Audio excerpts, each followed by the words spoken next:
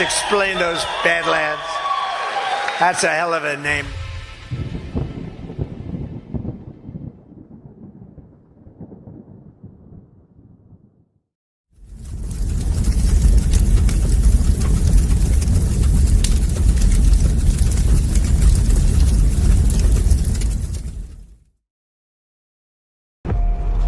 We were sleeping.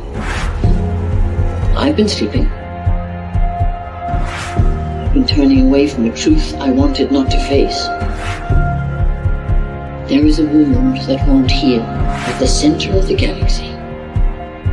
There is a darkness reaching like rust into everything around us.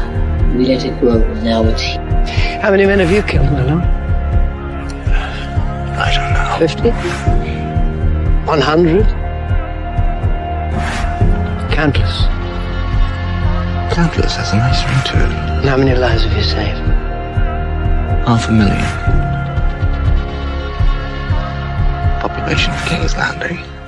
Tell me if your precious Randy commanded you to kill your own father and stand by while thousands of men, women, children burned alive, would you have done it? Would you have kept your oath then? Our time has come. We prepared. We grew stronger. Were you rested in your cradle of power? You were trusted to lead the Republic. But you were deceived. You assumed no force could challenge you. And now, finally, we have returned. The visions are clear now. I see possible futures all at once. Our enemies are all around us. And in so many futures they prevail. But I do see a way. There is a narrow way through. It's not a prophecy. It's a story that you keep telling, but it's not their story, it's yours. They deserve to be led by one of their own. What your people did to this world is heartbreaking. We gave them something to hope for. That's not hope! We have survived by hiding from them, by running from them. But they are the gatekeepers. They are guarding all the doors, they are holding all the keys, which means that sooner or later, someone is going to have to fight them. I wish none of this had happened. So do all who live to see such times, but that is not for them to decide. All we have to decide is what to do with the time that is given us. Forgive me. I did not see. I have failed you all. You will bring me. John, I do not know what strengthens my heart. But I swear to you, I will not let the White City fall. Our people fail. Our people. Our people. I wish you good fortune in the wars to come.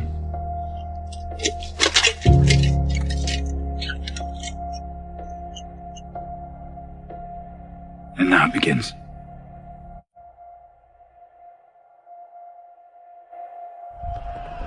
No. Now it ends.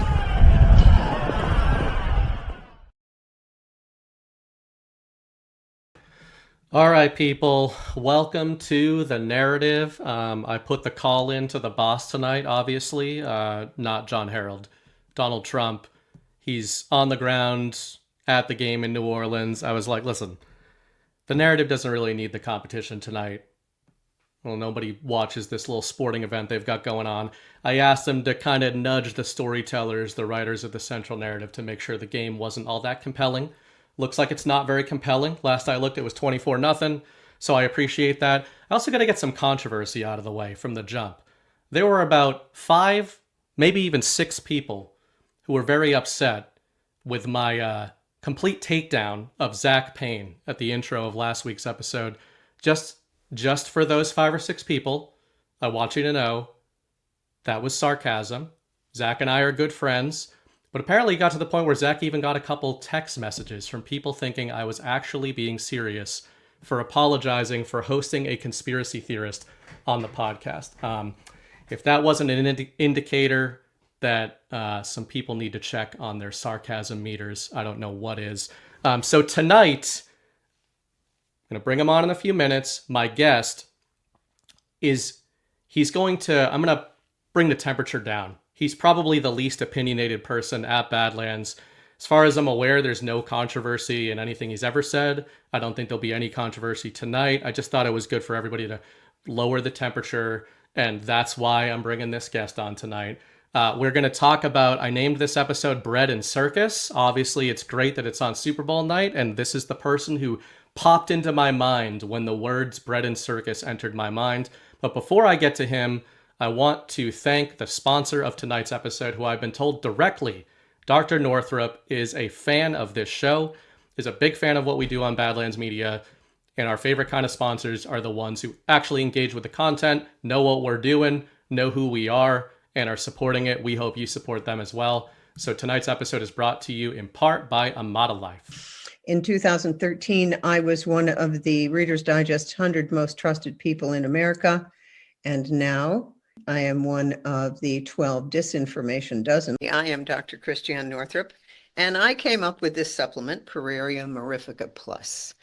Why? For those of you having perimenopausal symptoms, that would be hot flashes, mood swings, inability to sleep, this kind of thing, we find that this Pararia Mirifica Plus with the Thai herb Pararia Mirifica, which has the world's strongest phytoestrogen, not the same as mammalian estrogen. This really helps a lot of women. It's one capsule, one in the morning, one at night. And if you're having hot flashes, mood swings, inability to sleep, dry eyes, give it a try. Pararia Mirifica Plus. Order your 30-day supply of Amada Life today by calling the number on your screen. Not available in stores. Call now.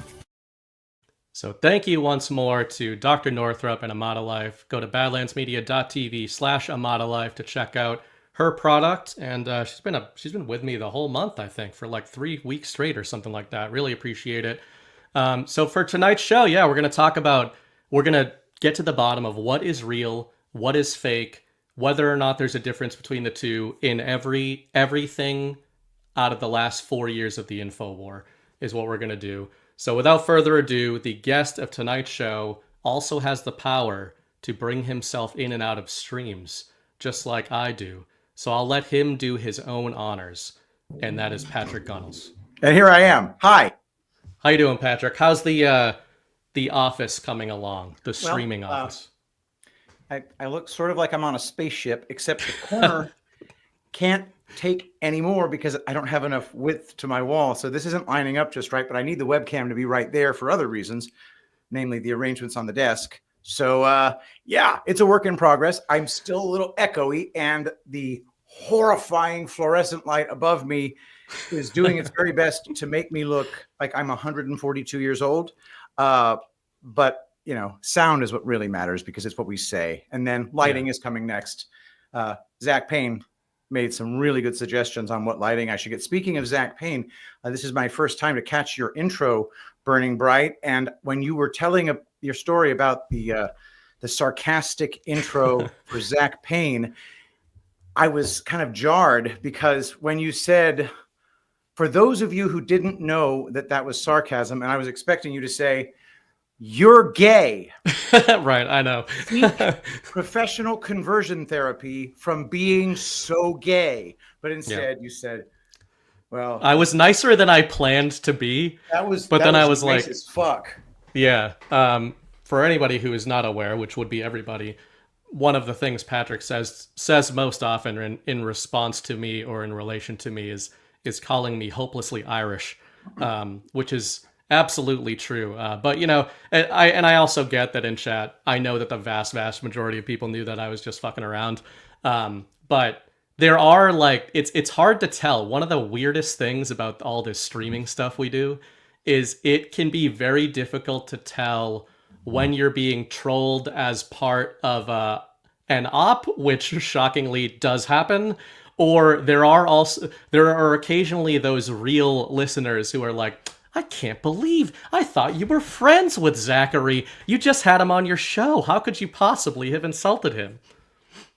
I think the reason that they would ask you that and they wouldn't ask me that is because I think they just assume that I'm in a constant state of war with everybody. Right. Warlike posture. Don't bother. Exactly. Yeah. And I loved your intro for me, by the way. You did the same thing. This guy,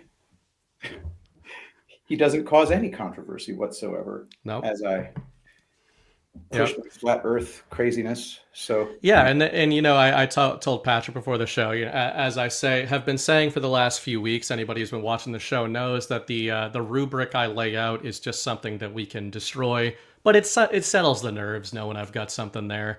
The second half of the show, or last 15 minutes, however things go, I want to talk about something very specific to Patrick, and that would be ruthless skepticism. Not specific to you, I shouldn't say, but synonymous with you. Nice. It's certainly something, and I believe very strongly, this is a cliche, but I believe very strongly in the Bruce Lee mentality of take what works, leave the rest. I used to love that when I was a fighter, and applying it to martial arts, you know, in a very literal, kinetic way. Like, all right, well, I'm getting boxed up by a guy. I should probably learn how to box. I'm getting I got took down in this fight. I should probably learn some wrestling defense. You know, he had no ego when it came to fighting, but really why he was saying that is because he was very interested in philosophy, applying that to things.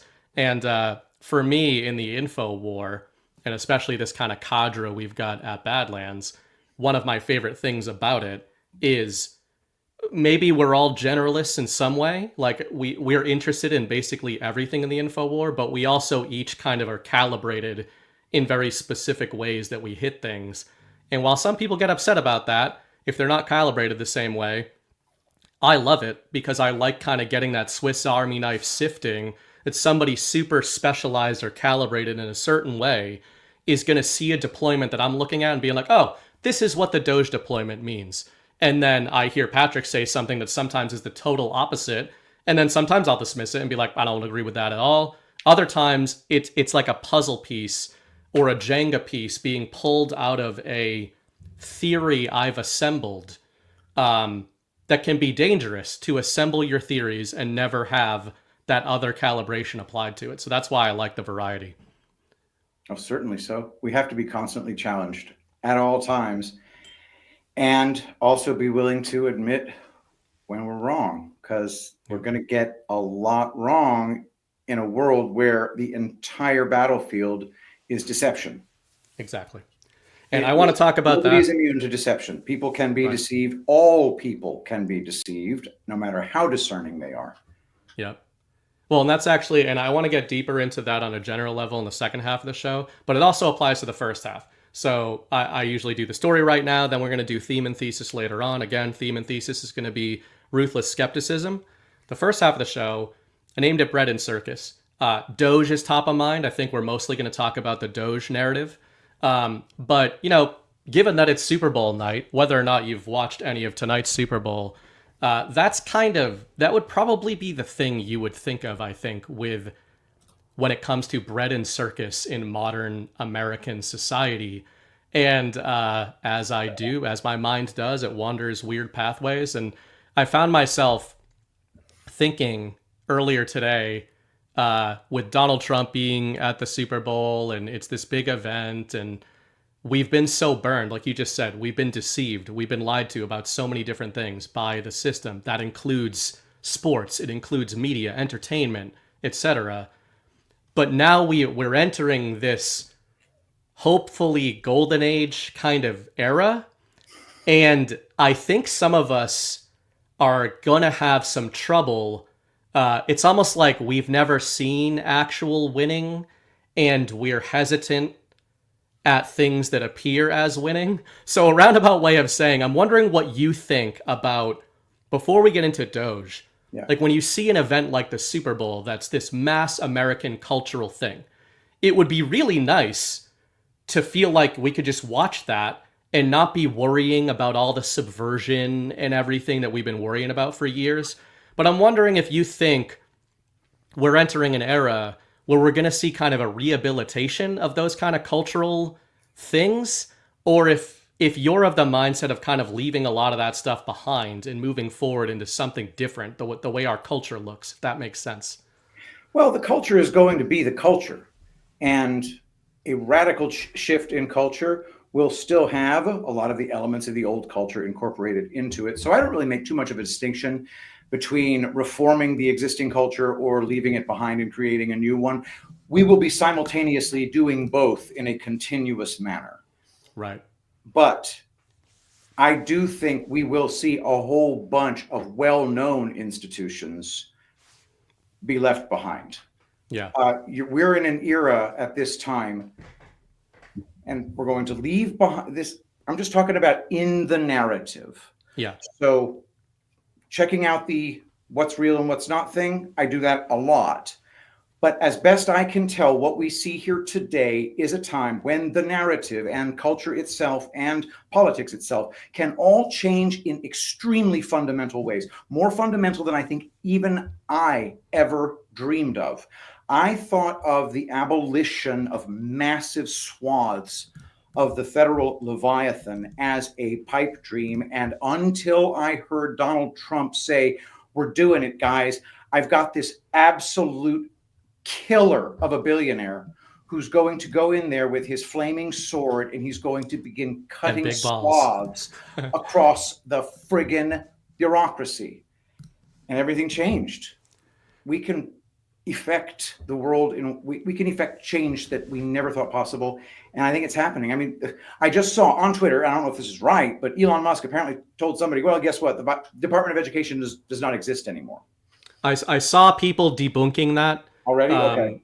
But I do know that Donald Trump in particular, I believe it was Saturday, whenever he met with the Japanese delegation, was that Friday or Saturday, he specifically said, in reference to DOGE, yeah, we're looking at USAID now, but next up, we're going to be looking at the Department of Education. We're going to be looking at the Pentagon. And I want to get into that stuff. So even though, hey, maybe it's not currently what's going on, but it's on the menu. The fact that that's being floated up there is on the menu. But before we get into the specifics of the DOGE narrative, and again, obviously we talk about narrative on this show, which is why it's so open-ended. Sticking on the bread and circus thing a little bit, it's related to the DOGE. It leads into the DOGE. But I think people are finding it difficult that have been in this info war to look at almost the jubilant feeling that a lot of MAGA and a lot of info warrior type people have right now, just like you said, and I feel it too. This is all good stuff. But then when you see it on the Super Bowl and you see Trump at the Super Bowl, I guess the Super Bowl is jarring for me because it's almost become representative of it's the height of American excess, but it's the height of cultural subversion, or it has been recently. And it's just made me think about narratives like DOGE, like Trump 2.0, like the Golden Age. And I wonder what you think of the sort of suspicious, or maybe sometimes it verges into nihilistic energy people have. Like people, I see Chris is very skeptical. Like we're all very skeptical of these kinds of things.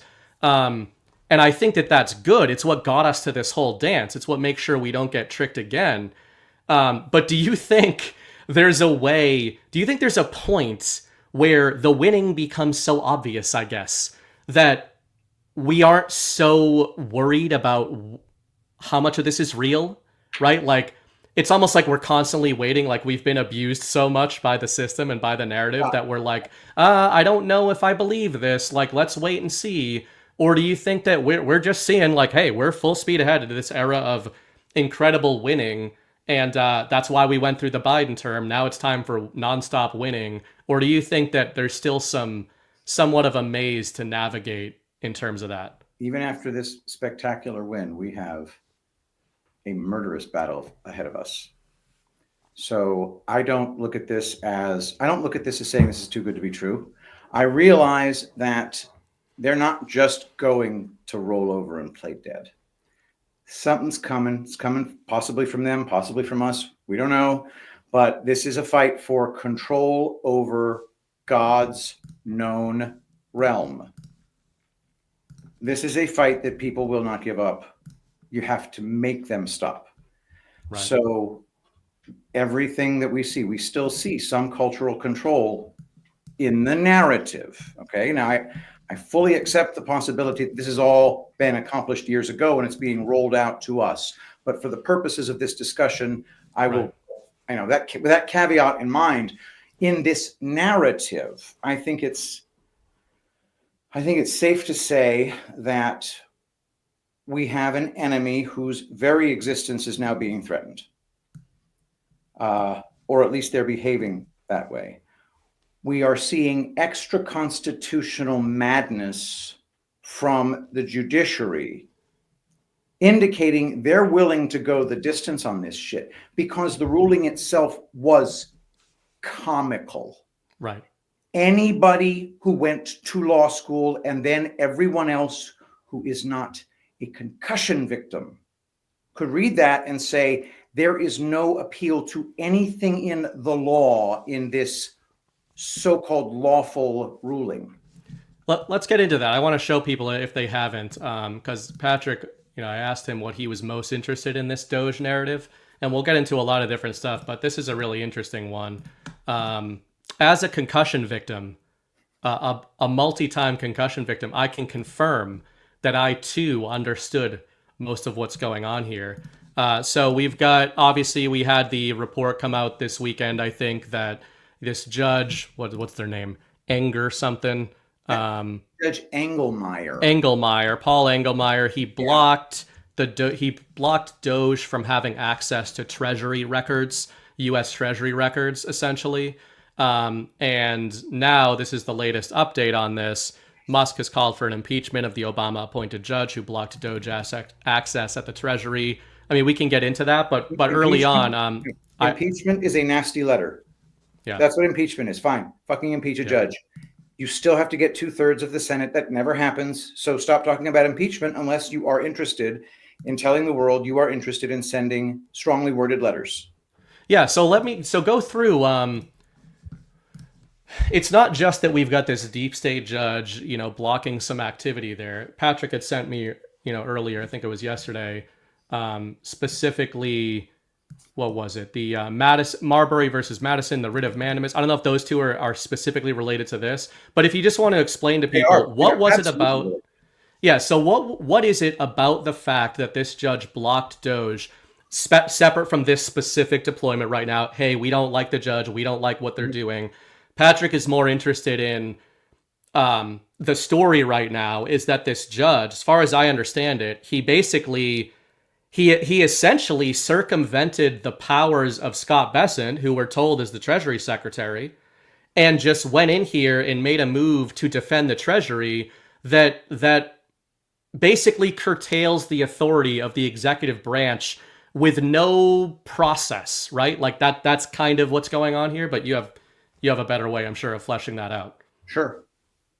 It is as if lower court judge on the federal circuit had literally walked up to the White House and said, the president is not allowed to pee standing up.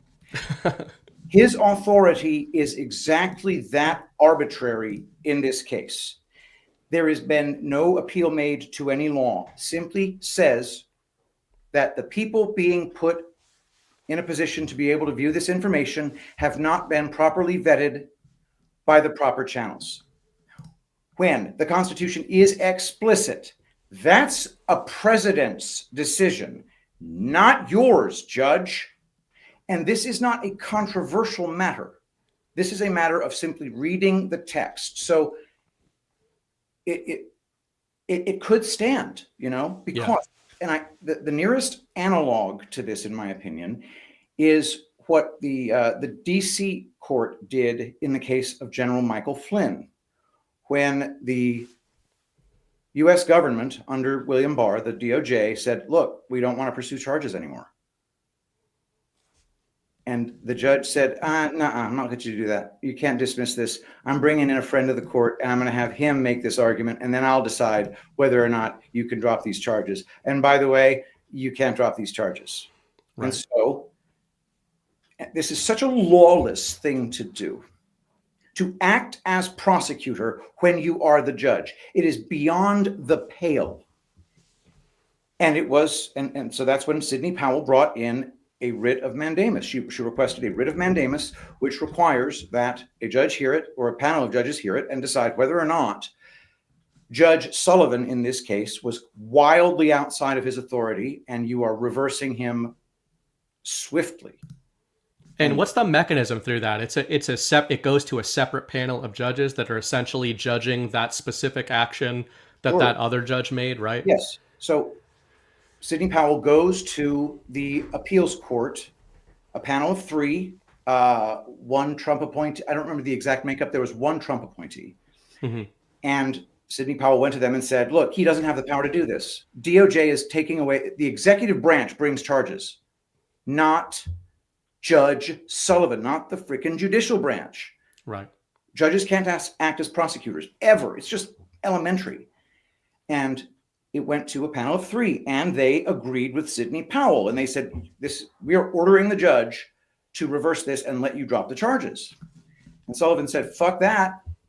I want the whole panel to hear it. En banc, the entire circuit. And they did. Wouldn't you know it? Right. 8-2. Never mind. Writ of mandamus denied. And that's I was just reading Elon Musk's initial statement on this stuff when he had said he was talking about, this is utterly insane, must be addressed. I saw Charlie Kirk had a tweet that went viral. SCOTUS should bar this judge from hearing similar cases again. And again, I said Elon today was talking about impeachment, a corrupt judge protecting corruption. He needs to be impeached. But I think what you're surfacing here is really what the signal needs to be. And I see a few of these comments in here I think are good. Looney Tunnel, I think it's a planned attack for us to understand how corrupt the courts are, give the mandate to clean up all corrupt judges.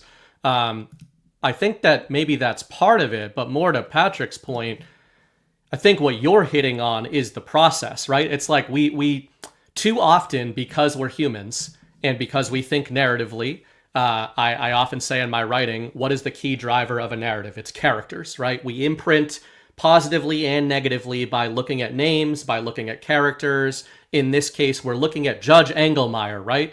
And I think too often we get stuck into this reactive mindset where we're like, that's the problem. Judge Engelmeyer is the problem. But I think what you're pointing out is that, just adjust that reading of the situation. I would suggest from Trump and Elon are exposing these corrupt judges to they are exposing a corrupt process, a power set that is inherently corrupt, and that seems to be the thing that we need to address, right? Yes, I would go so far as to call it a fundamental flaw in our current system of governance that must be addressed at a fundamental level in order to fix the problem. And I mean this. I say that you can have 2 things, but you can have one thing or you can have the other. You can't have them both at the same time. You can have lifetime appointments and you can have judicial review. You can have lifetime appointments, but no judicial review, or no lifetime appointments and judicial review. Judicial review is what gives judges the power to do the things that people allow them to do now.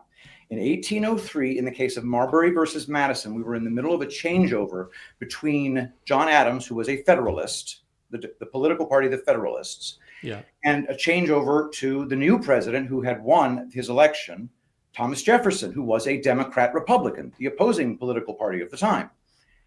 And right before Thomas Jefferson obviously won, right before he was to leave office, John Adams appointed a federal judge and then left office. And then Jefferson, upon seeing this opposing party appointment, said, no, goodbye. No, we no longer wish to confirm you. And so the Federalists sued. And they said, you can't do that. This appointment was put in. You got to put him through the process and seat him. And Thomas Jefferson said, no, I won't. Okay. And then that went to the Supreme Court. And then this is the part that is amazing. Okay. John Brennan. Sorry, not John. I apologize. John Marshall, the chief. Sorry about that. I do not wish to use those two people. John Brennan would never do such a thing. Yeah. Nor could he. But what John Brennan, the Chief Justice, did, arranged in his opinion, he said, all right, here's the deal. You don't have to put Marbury in his commission. Screw it. Send him home. Fuck it. But here's why. Because the Supreme Court gets to decide what the Constitution says. How they interpret it, right? If we're the final word on what the Constitution says, that's dictatorship, okay? If you're the final word on what the Constitution says, that means your word goes in the end.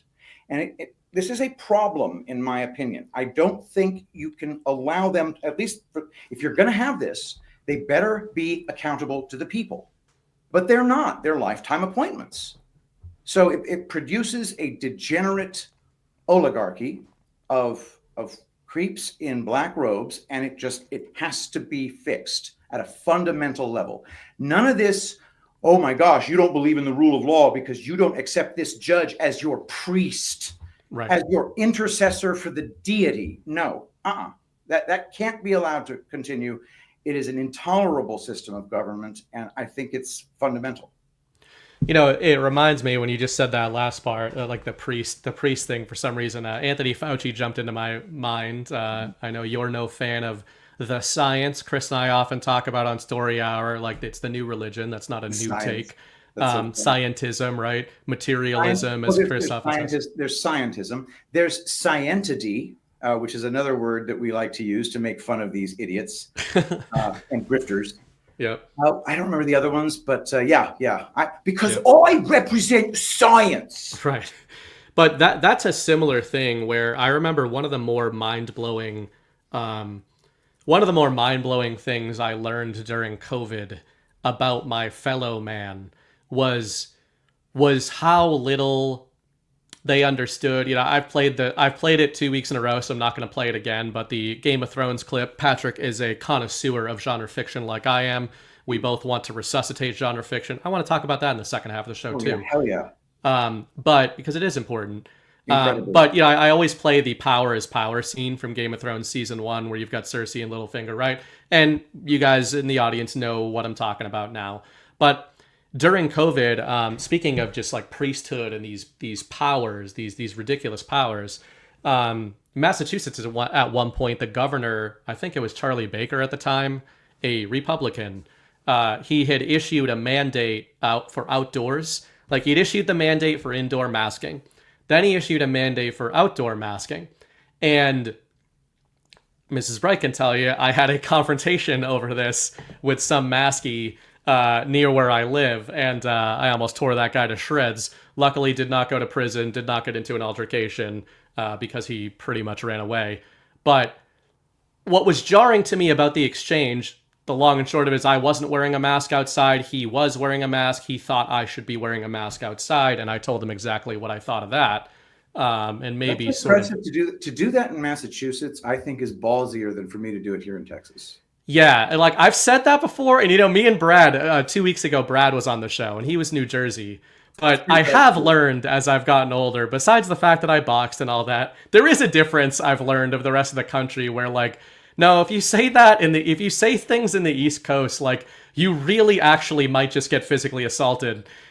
And, you know, like I've long talked about like, oh man, I can really tell when somebody's never just been punched in the mouth. And then people will look at me like, is this because of your fighter thing? And I'm like, no, you could just say something to a guy in a bar in the Boston area.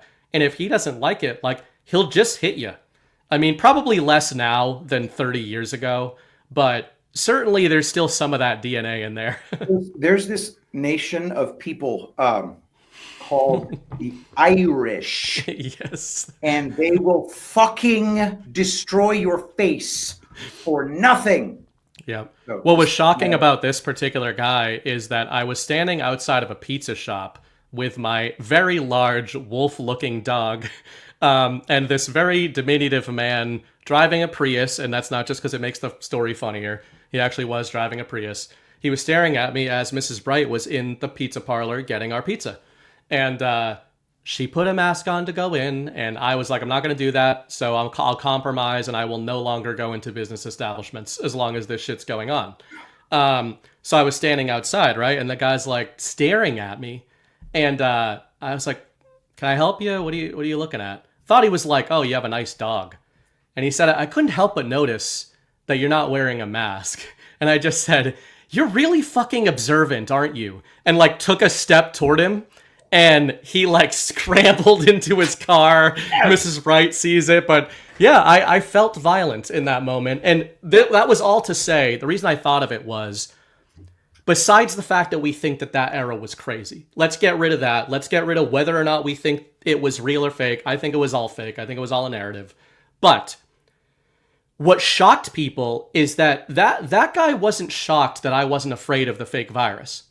What he was shocked by was that I wasn't doing what the governor mandated that I do. And it was kind of eye-opening for me because related to this judicial action here, it turns out that these people don't have the power to do so many of the things that they've been saying that they can just do. So much of the power projection of this system is essentially just them saying stuff, right? Like Charlie Baker said, I have mandated that you wear a mask outside. And you know who wasn't wearing masks outside? The local cops, because they knew that there was nothing to the you can't mandate people to do stuff that is against their fundamental rights. And I think that's been something we've been grappling with ever since. Let me ask you a question then. Yeah. Because I'm not 100% sure how that works. They can make you do whatever you're going to do after they threaten you or they get violent with you. That's where compulsion comes from. Yeah. But what is it in our culture, or I should say law, in our law as a collective nation, USA, or, in your case, Massachusetts, or in my case, Texas. But what is it that says they're not allowed to do that? Yeah, I suppose it's I mean, Chris would say consent through compliance is how they are able to do it, right? Yes, to reverse that. So I guess my point in that specific example is that it turns out that with a lot of these things, when you just don't do it, you're at least calling their bluff. I think it's a good point that, I mean, so many of these things they shouldn't be allowed to do. Taxation, I mean, much. Yeah. But you're right that they do it. So I shouldn't say, hey, they don't have the power.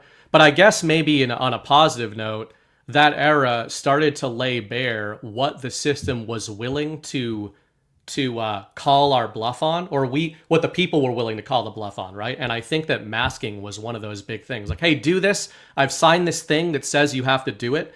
And then people just were like, how about you go fuck yourself? And it turns out there were no consequences for a lot of those people.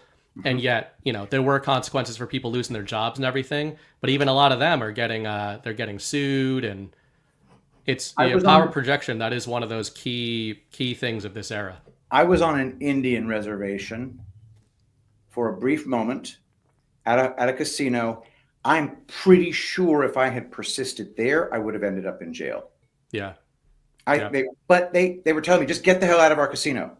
Right. So, Well, I think that's how they get away with a lot of it, right? Is that it's almost all these layers of abstraction of power projection where you've got, okay, the governor has a mandate, but the governor and the police are not enforcing that mandate because they're not allowed to, it seems.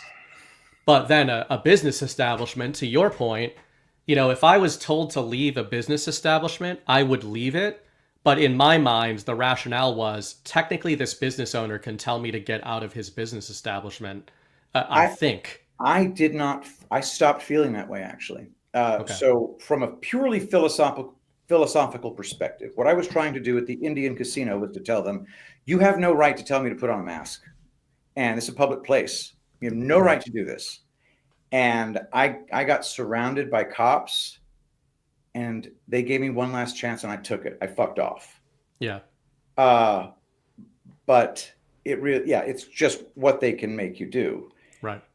And, in Texas, we had the same thing. We had a governor, based in red-pilled, red state, oh my gosh, Greg Abbott. And he signed an executive order. And by the way, in Texas's law, it says, here's the Emergencies Act of 1975.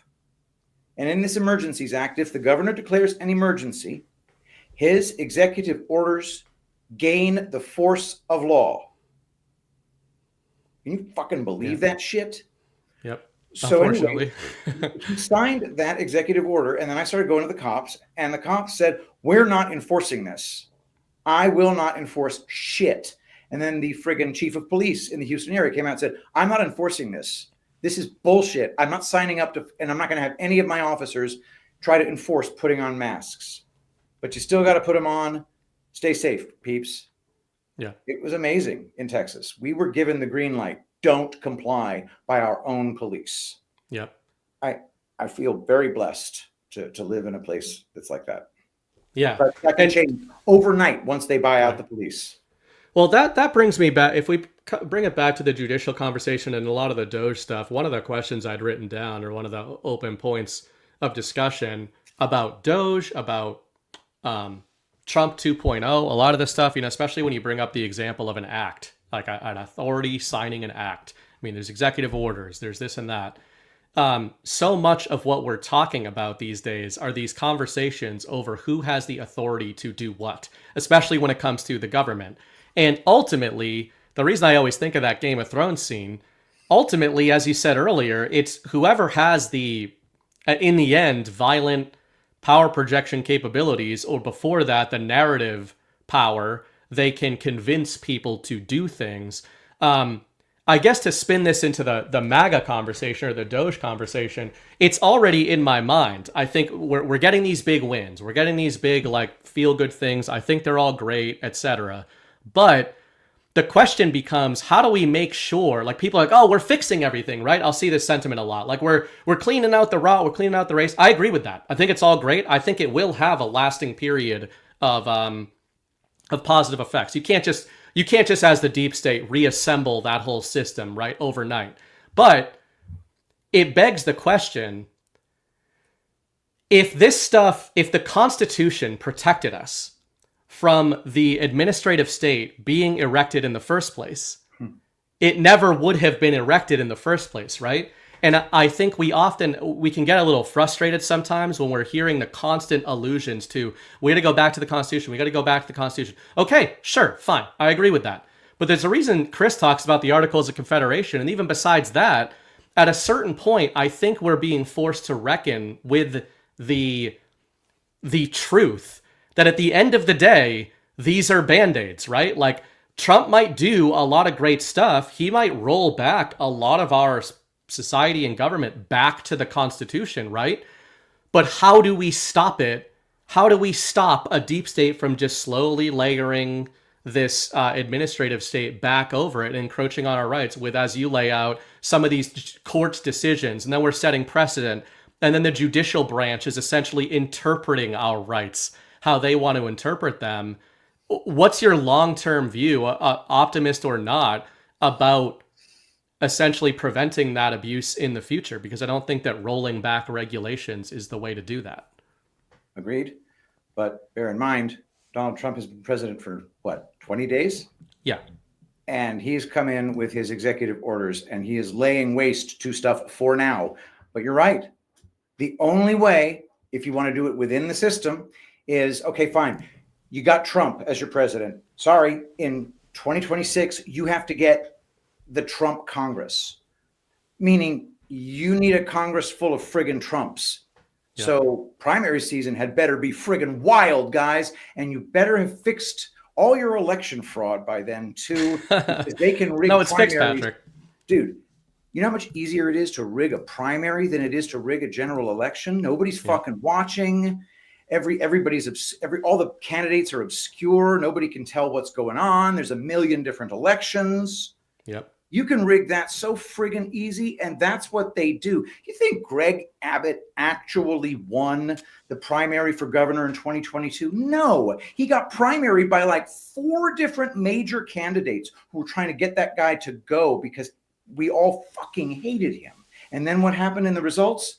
Precinct after precinct. 66% Abbott, 66% Abbott, 66. Give me a break. It's all fake. And if you can't fix that, forget it. I personally think it would be perfectly fine at this point, and this, I guess, would have to be the nuclear option, would be to dissolve Congress.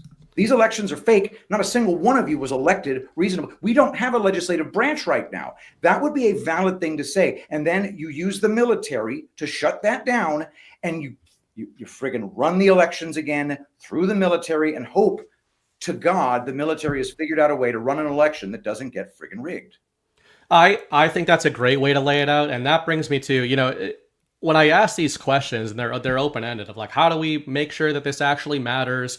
I know that they can come off doomy, and I'm a very optimistic, somewhat shockingly optimistic in the info war. I really do think that we are seeing this Great Awakening stuff. I do believe in large swaths, if not all of the Q plan, even though that's open to interpretation too, right? But I believe there's a plan. I believe that, devolution was put in place for a reason. I don't believe it was just another 4-year election. So I think that these concerns are being addressed. But I think, the reason we like having these conversations is it's all about mandate. My favorite thing that Donald Trump said in 2024, leading up to the 2024 election, was, I need a mandate in the vote. This is a mandate election. It's not just because I use that term a lot. I thought it was one of those examples of signal that Trump was kind of cutting through the noise and saying, it's almost like he's talking to people that believe the elections are very real and awesome, and to the people who are like, this is stupid, this is bullshit. The fact that he kept using that mandate word, I think, is at the heart of what we're seeing with DOGE at the beginning of Trump 2.0, and probably accelerating, maybe to the point of the stuff you're talking about. Like, maybe to the dramatic, like, we might sit here right now and think it's dramatic to think, or fool's gold to think, we're going to see some sort of military-led elections. But wouldn't we have thought it was completely dramatic a year ago to think that DOGE was going to come in and dissolve USAID and go after the Department of Education, and now we're auditing the Pentagon for the first time, actually auditing them ever, right? So I do think that we're seeing these things unfold, but my interpretation is that the lasting, like, how do we get the lasting effects of this dismantling of the administrative state?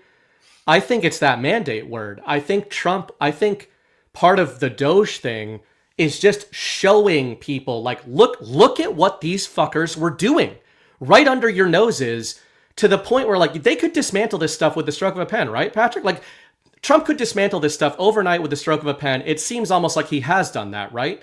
But why is it such a dramatic story? Why do we have Elon Musk and big balls and all this stuff going on? That's where this show comes in. That's where I think we're looking at a dramatic, sometimes almost silly narrative for the purposes of getting the normal American to be like, holy shit, I can't believe this was going on, to, like, maybe future-proof us so that 12 years from now, when they try to spin up something that looks like USAID again, the American people are like, no. Like, we saw where that went last time. I mean, I may be being hopeful or wishful thinking, but that's I don't think Elon has all this power. I don't think he's got this whiz band of, like, this band of whiz kids and geniuses that are running DOGE. I see a lot of this as narrative translations. And the question is, why are we seeing such dramatic narratives? What are your thoughts on the storyline? I agree with you that this story has been crafted in advance. And I think that I take from the Q drop where Trump says, stay with me, deplorables, you're going to like how this movie ends, Q plus. Yeah. And so I feel pretty strongly that this is probably a narrative, and it always will be with that. Once again, that caveat in place, I think the narrative of having a bunch of little, like, super young autists, the kind of kids who would have participated in Gamergate, maybe. Gamergate is like ground zero, man. The kind of people you might find on 4chan, 8chan, 8kun. That's what you think of, right? You think of these high IQ weirdos who can spot a piece of punctuation that's italicized. Like you guys in the infamous, that's my favorite Power Hour clip ever. The trailer that somebody, I think it was Green Star, made the trailer of you guys analyzing the R. No, John made that. Oh, okay. He made that from scratch. That was his work. I was like, dude, you're good. Damn it. I didn't want to give him the credit, but yeah, that was funny. It's because he's got that office humor. It's good, man. Yeah. Yeah. I've got this office now. I've actually thought about doing a commercial here where we try to ape The Office as best we can. With me being the Michael Scott character, obviously. Yep. The zooms. And just being super cringe and seeing if I could get a laugh out of that. I don't know. Steve Carell is quite the brilliant comedian. You know, it's funny. I hate most sitcoms. They actually make me depressed. Like if I walk through a room and I hear a laugh track or like the Friends soundtrack, for some reason it makes me depressed. I don't know if that's something from childhood and like I associate the sound of sitcoms with depression, but I will admit Mrs. Bright is like an Office maximalist. So I've been subjected to episodes of that by proxy, and it's funny because I think that those shows, that style of show has more of a reality to it. Like the situations are funny rather than people reading a script that is supposed to be funny and waiting for an in-studio audience to laugh. Oh, dude, I'm with you on that. But Cheers is one of the greatest shows ever made. It's because it's Boston. It's because it's Boston. It's because it was just lightning in a bottle, man. They just nailed it. And most shows can't do that. And I think we might be digressing a bit. Well, the point there, actually, I love what you said about the 4chan and Gamergate and stuff, because one of the things I'd written down here was I totally agree. We're on the same page about, I think that so much of what we're looking at is the narrative. There's a reason I call it the war of stories. I'm certainly not alone in that. But DOGE in particular, it's like, I call them narrative translation layers. So it's like DOGE is it's not that we're calling it fake, Patrick and I. And that's, I think, what gets misinterpreted so often with these conversations. It's that we're saying, no, USAID is being dismantled. The story or the mechanisms over how that is being done is what I think is the narrative. But to your point, one of the terms I'd written down here was reverse humiliation ritual, is what it made me think of with the whole big balls thing. And everybody saw the clip of the three Karens on CNN being forced to talk about how Big Balls was involved in the audit of USAID. To me, it has this feeling of a humiliation ritual against the establishment. Like while they're tearing it down, they're also, to your point, saying like, hey, a bunch of autists are the ones doing this. And it's almost one of those examples to me of that maybe this specific story is not entirely true, but it's communicating this deeper truth that it actually kind of was a bunch of autistic weirdos who got together and started figuring this shit out a long time ago, right? Yeah. I don't know. It's been a while, but when I first awakened back in late 2016, and I discovered the Chans, and I discovered even some of the more, there was another Chan called Vote, VOAT, where they just did Pizzagate research, or mostly Pizzagate research. Yeah. And it got really, really deep. These are very, very high functioning people. And given the fact that feminism has created this entire subculture of men who can't find good women, who stay single and might be a little autistic, a little bit, Yeah. They just don't have anything better to do other than use their considerable faculties to piece together the mysteries. And they got us started, I think, in a bunch of different ways. And then along came Q to provide them and those of us who were slowly joining them with a little bit of insight into what's really going on, knowing that they'll never be able to disclose all of it, but letting us know there is something at play behind the scenes that has been a while in the works. We're getting ready for the big climax of this very old operation. Sit tight. Yeah. And I think that's been incredibly powerful. As we all wake up as a culture and as a society, the Q stuff, whether or not people say Q was real or not, doesn't matter anymore. Do they wake up to the fact that their government has been, since the beginning, a kleptocratic, satanic oligarchy? We're there. Well, welcome to the show, guys. Yep. That's where we are as a people right now. And if we're that level of awakened as a people, we're going to see some really awesome parts of this operation just about to happen. Yeah, I totally agree with that. And I think, again, I feel like there's this, I don't know if it's a full bifurcation or there's this, it's like the awakening is running on these different rails. I often think of them as layers. Like I call it layers of the collective mind. We all use the term normies at times, but then it's not just that there's normies and then quote unquote awakened people. There are different levels of people in the info war. And it's not to be elitist about it, but when you're talking about the Chans, those are the original people, not the people who heard about it and not the people who were on the Chans already. And then the Q drop started there. There's a reason the drop started there. And part of it was, yes, these were decentralized random image boards that use trip codes, etc. Like it made sense from a technological perspective. But it also, to your point, there's a reason that was the group, like the seeding phase of this info op was, if we can engage these type of minds with these drops, it's ground zero. There's a funny anecdote in my personal life. Several years ago, Mrs. Bright was showing me, she wanted to show me a meme on her phone, like from Instagram. And she misinterpreted what I said. She's like, "Oh, I want to show you this meme. Check this out." And I was like, "Oh, what is it?" And she started defining what a meme was to me. And time frame.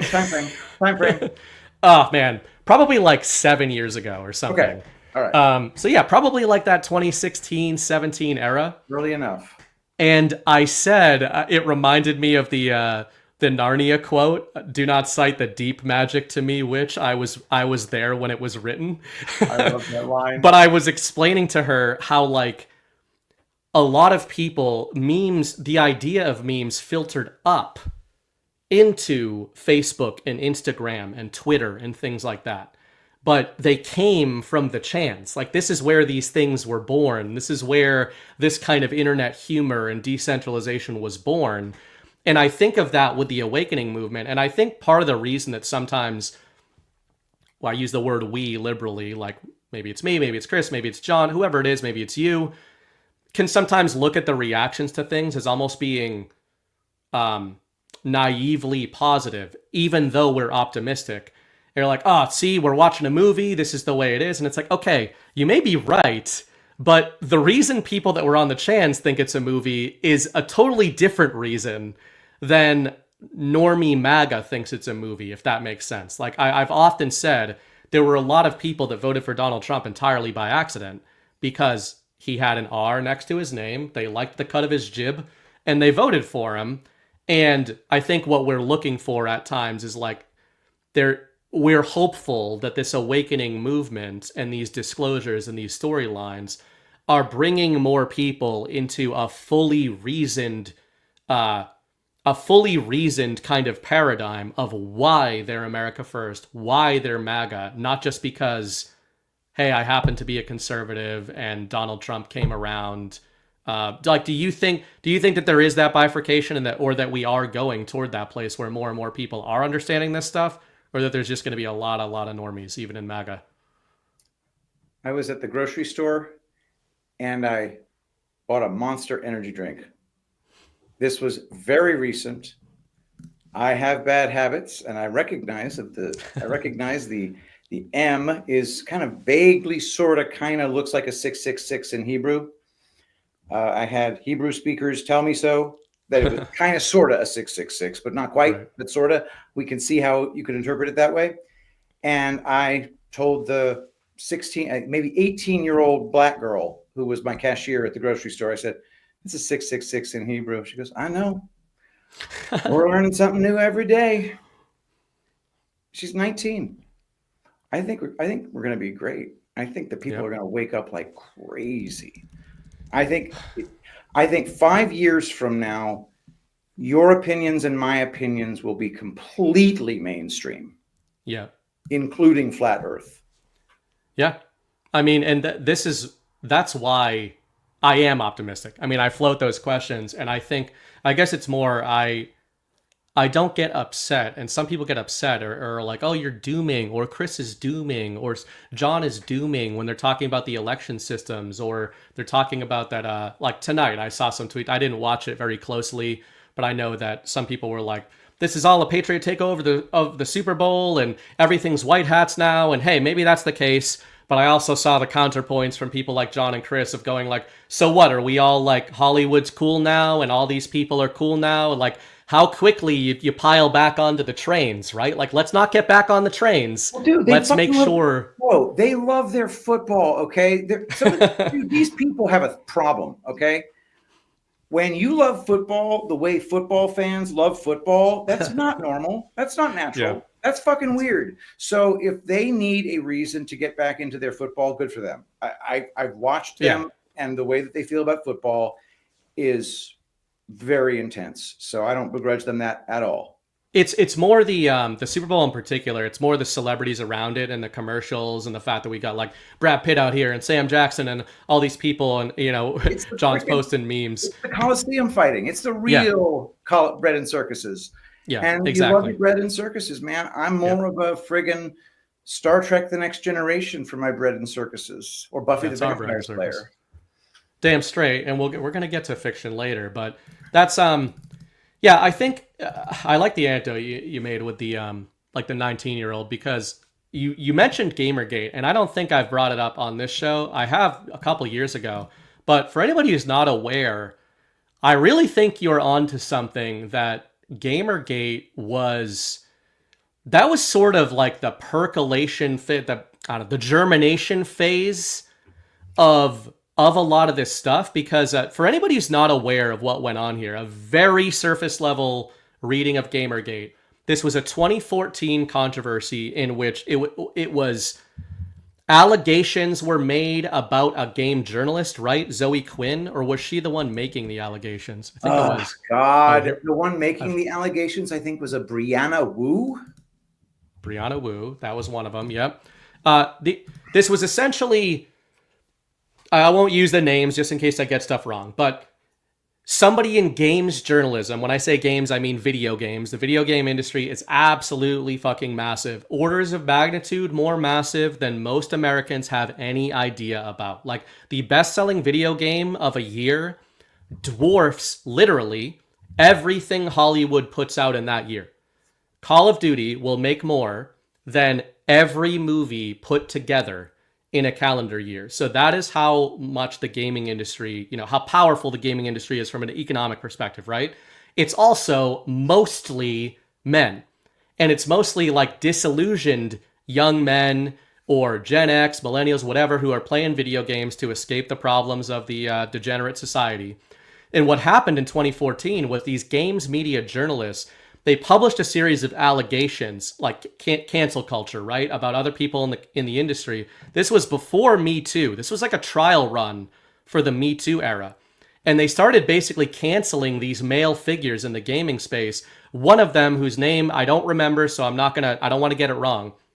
One of these guys ended up killing himself because he was accused of sexual harassment in the workplace by one of these figures. It could have been who you said, Patrick, but you guys can look it up on your own. I've already looked everything up. If you don't mind, I'm just going to correct some mistakes I just made.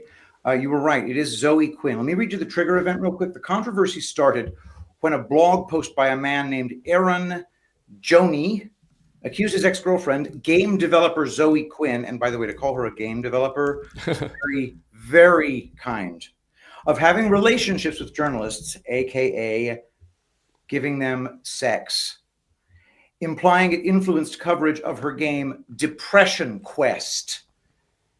Escalation, although the initial claim focused on alleged ethical breaches, it quickly morphed into a campaign targeting Quinn with doxing, harassment, and I don't know about that, but whatever. Other women in gaming like Brianna Wu and Anita Sarkeesian also became targets. All right. Sorry. So she is being trained on some. So that's interesting, though. That's interesting. So what Patrick was just reading is the official narrative of Gamergate. The official narrative of Gamergate, the central narrative, is that a bunch of female game journalists were being harassed by toxic, racist, sexist gamers. What was really happening is that a lot of these game journalists were making sexual harassment allegations against men in the gaming industry, Most of those allegations, some of them were true, but some of them were false. One of them resulted in a guy killing himself. And what happened is 2014 was this inflection point in the video game world where afterwards there was this bifurcation where it became absolutely apparent to gamers that video game journalists absolutely hated them and hated video games and gaming and all of that, and that gamers hated their media. So this was all before, like, I'm not saying everybody loved the media before Donald Trump, but there was basically a miniature version of this war against the fake news media in 2014 in the video game world that preceded the MAGA war on the media by 2 to 3 years. And it was all really the same ingredients. And fast forward to 2023 and 24, I'll share my screen here. The video game industry is still an area where there's a lot of awakening. I wanted to spin this into a positive, similar to your anecdote you made there. So this is a company called Sweet Baby Inc. So I'll read their own description. Sweet Baby Inc. is an award-winning team of writers and narrative designers who help make stories better. With over 30 games shipped from AAA, indie, and solo developers, we're not just contractors, we're storytellers who can take your project to the next level. These people, this is a consulting company that works with the largest video game developers in the world. They worked on a recent Spider-Man game. All of this is to say, they're the ones who are doing the South Park meme of putting a chick in it and making it gay. Like, they're doing that in the video game industry. But dude, speaking of disclosure, look at their website. The gamers are calling these people groomers and creeps and the P word. And their website, pedophiles, their website of, if you're a video game narrative consulting firm, why the F did you name yourself Sweet Baby Inc. and you've got the universal symbol or something very close to it for young boy love that we all know in this community, swirling within the center of a tiny little baby image, and you're working on Spider-Man games and God of War and Suicide Squad. Like, you're just gamers, right? That's what you're doing. And I think when you bring up that anecdote of like the 19-year-old, I think there is a white pill there that people tried to escape the false reality by going into video games, and these creeps went into the video game world and started screwing with them, and those were the wrong people. Like, a lot of those gamers in 2014, to bring this back to what you said earlier, those were the guys that ended up on the chans when those drops started getting made, because they were escaping all this woke nonsense in video games. There was a meme that was made about the phenomenon you just described, and it went something like this. We just wanted to be left alone. We just wanted to sit on our couch and play our video games, and then you had to jump in with your bullshit. And now, here I am, a white fucking nationalist. Yep. It's exactly right. I mean, you got to the point where we've all seen this. I think the number one word that would come to mind to me describing something that they jumped the shark on is Nazis, right? Once you call something a Nazi enough times, it loses all of its power, just like racist, right? Speaking of the Super Bowl, a lot of people saw the news going around this week that for some reason they decided to remove from the end zones "end racism." This is the first game in like 4 years that hasn't had that in the end zones. And, that's a white pill. I know that, as I said earlier, some people will look at that and go, oh, we're just going to get back on the trains. Oh, we're not learning the lessons. Well, it also represents, on a positive note, the system capitulating because they know that the public mandate and the public narrative has swung so sharply in the other direction, to your point there, that we not only don't care when you call us racist, we somewhat thrive on it, because it's just like you're throwing these totally inert attacks against somebody that now clearly has the culture on our side. Mm-hmm. Yeah, we're all the way there now. I just don't know about our system. And that's the part that I'm curious about, because when a judge makes a ruling like this, you can't treat it as if it's a legitimate part of the system. Yeah. This has to be called out in some very important way and met with some kind of swift executive action. What do you what do you see as your ideal, both on a narrative and as an actual level? How do you think the narrative is going to evolve over the next little bit, not just with this judicial action, but with DOGE in the administrative state, and on an actual level? How do you think those two things relate? All right. Well, if we go with what they're claiming right now, which I don't personally believe is ever going to be accurate. So the official story is always false, in my opinion. Yeah. But they're saying that right now, I think, now correct me if I'm wrong, but that they're filing for a stay, reversal. And that'll take place on February 14th. So that gives them another week. It gives these pud whackers another week to just go on an evidence destruction run. Well, the frickin' Secretary of the Treasury himself isn't even allowed in there.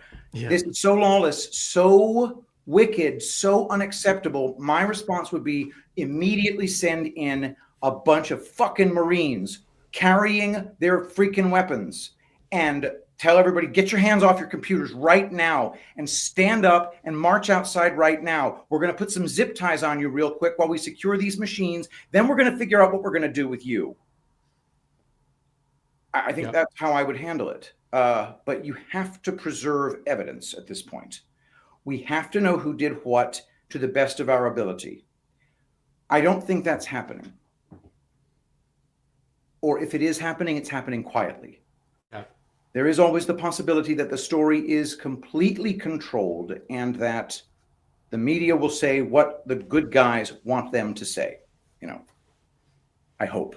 But that is a very serious situation. Such a transparently criminal ruling from a fake judge who should be in prison for this.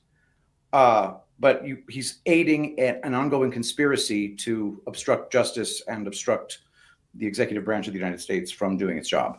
It's terrible. It's interesting. I mean, earlier we were talking about the narrative and everything, and that always ends up in a conversation about patriot control. We've been talking about this stuff in various ways for years, all of us on the shows, whether it's elections or what.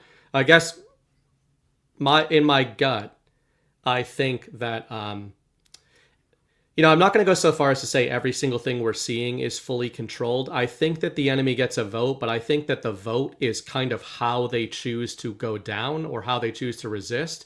When you're talking about preserving evidence, I would like to think that if we're right about this whole DOGE thing largely being a narrative, like that it's not really Elon Musk, I would hope that the plan, in other words, to root out government corruption in the administrative state, in the Pentagon and the DOE, etc., doesn't rely on Elon and his band of misfits like getting the keys at the right time, or like getting them at the right shift or something like that. I would hope that, especially in the electronic age, those that matter, well, maybe that's the NSA, maybe that's the executive branch, I don't know. The people that matter have access to this information, right? They know where the bodies are buried. They know who did what. They know where the money went, etc. And that what you're describing is sort of just like Trump offered federal employees a deal in a very literal manner, like, hey, take this deal by February 6th, February 10th, whatever it is, or face whatever consequences there is. Might we be seeing that on another level? Did we find out the deadline's passed, right? Did we find out how many of them got shit-canned? Did it get extended? If correct me in the chat, I think they extended it to Monday. I think he did a little bit of tariff boogaloo here. So he's playing with them a bit. I think he's playing a little rope-a-dope. Dude, the markets, when Donald Trump announced his tariffs, the markets acted like a bunch of little bitches. Mm-hmm. I'm disappointed in all investors right now. You're a bunch of vaginas. Yep. But it provided a whole bunch of wonderful buying opportunities. But to your point about even, the more dramatic images that we could imagine, like people in zip ties, people getting arrested, I wonder if we're seeing You know, when Trump offers federal employees a buyout, he's directly and very publicly offering them a deal. Hey, you're involved either knowingly or unknowingly with a corrupt institution. We're offering you this deal, and you've probably heard this a million times in the story of Donald Trump, but you know, the cliche is that his first offer is usually the best one. Do you think we might be seeing that not so direct, but in another layer with criminals, right? So there's people that work in the Pentagon who are just paper pushers. They're benefiting from corruption, but they're not criminals, right? They're not deep staters. They're not criminals. We've had some of them show up to guards and say, like, I don't know what I'm going to do if I lose my job, but admit that they don't do anything. And to those people, I'd say, I hope you took. What you're going to do if you lose. You haven't put together a plan when you know you work for a freaking criminal enterprise. You don't have a fucking plan. The nicer version of that, I would say, is I hope you took the deal. It was, from what I understand, it was a good deal. We actually know somebody at Badlands. I don't know if he said this publicly or not, so I'm not going to say it. But but one of the hosts at Badlands has a friend who took the deal, who worked was telling us in chat the other night, has a friend who I don't know if it was Pentagon or what, but Trump voter but government employee took the Trump deal because she said, I mean, it's true, I don't really do anything, and also I believe in what Trump is doing. But on a criminal level, I'm just playing with the idea that maybe we're seeing some art of the deal here where Trump's like, you know, hey, I'm sending Elon and the boys over to the USAID offices and the U.S. Treasury. You guys better not delete anything. And this is kind of like a public way of offering deals and giving them a chance to commit more crimes, I guess. Man, I'm with you. That sounds fabulous. I hope that's true. Did you see the dialogue between Kara Swisher and this other bald dude? Do you know who I'm talking about? Scott Galloway. His name is Scott Galloway. Yeah, Scott Galloway and Kara Swisher had a talk on a podcast, and their freakery, their freak outness is off the freaking charts, dude. They're acting as if they are having got it right here. Their diapers 5 times an hour. She looks like a lesbian. Oh, I'm sure, but they're freaking the fuck out, dude. Not here. I'll play it. Scott Galloway, awesome. Okay, right. Just check this shit out. I want to know who are these young, highly intelligent, highly motivated zealots following him into these buildings and shutting off payments to schools and Head Starts. I want to know their names. Well, you know, they're trying to the local officials are trying to make that official. The newly installed Trump are threatening people for naming their names, just so you know. But go ahead. Oh yeah, but they can unmask CIA officers who put their lives in harm's way to try and keep our Americans safe. I want to know who their names are, and I want to see Democratic governors saying, I'm going to do everything I can in my power to use the full faith and to the letter of the law to put you folks in prison. I think what you're doing is trespassing. I think this is a coup. And be clear, just because the new insurrectionist who was elected, you know, I don't believe this is legal. And I'm going to hold the people accountable who are trespassing and a part of a coup accountable.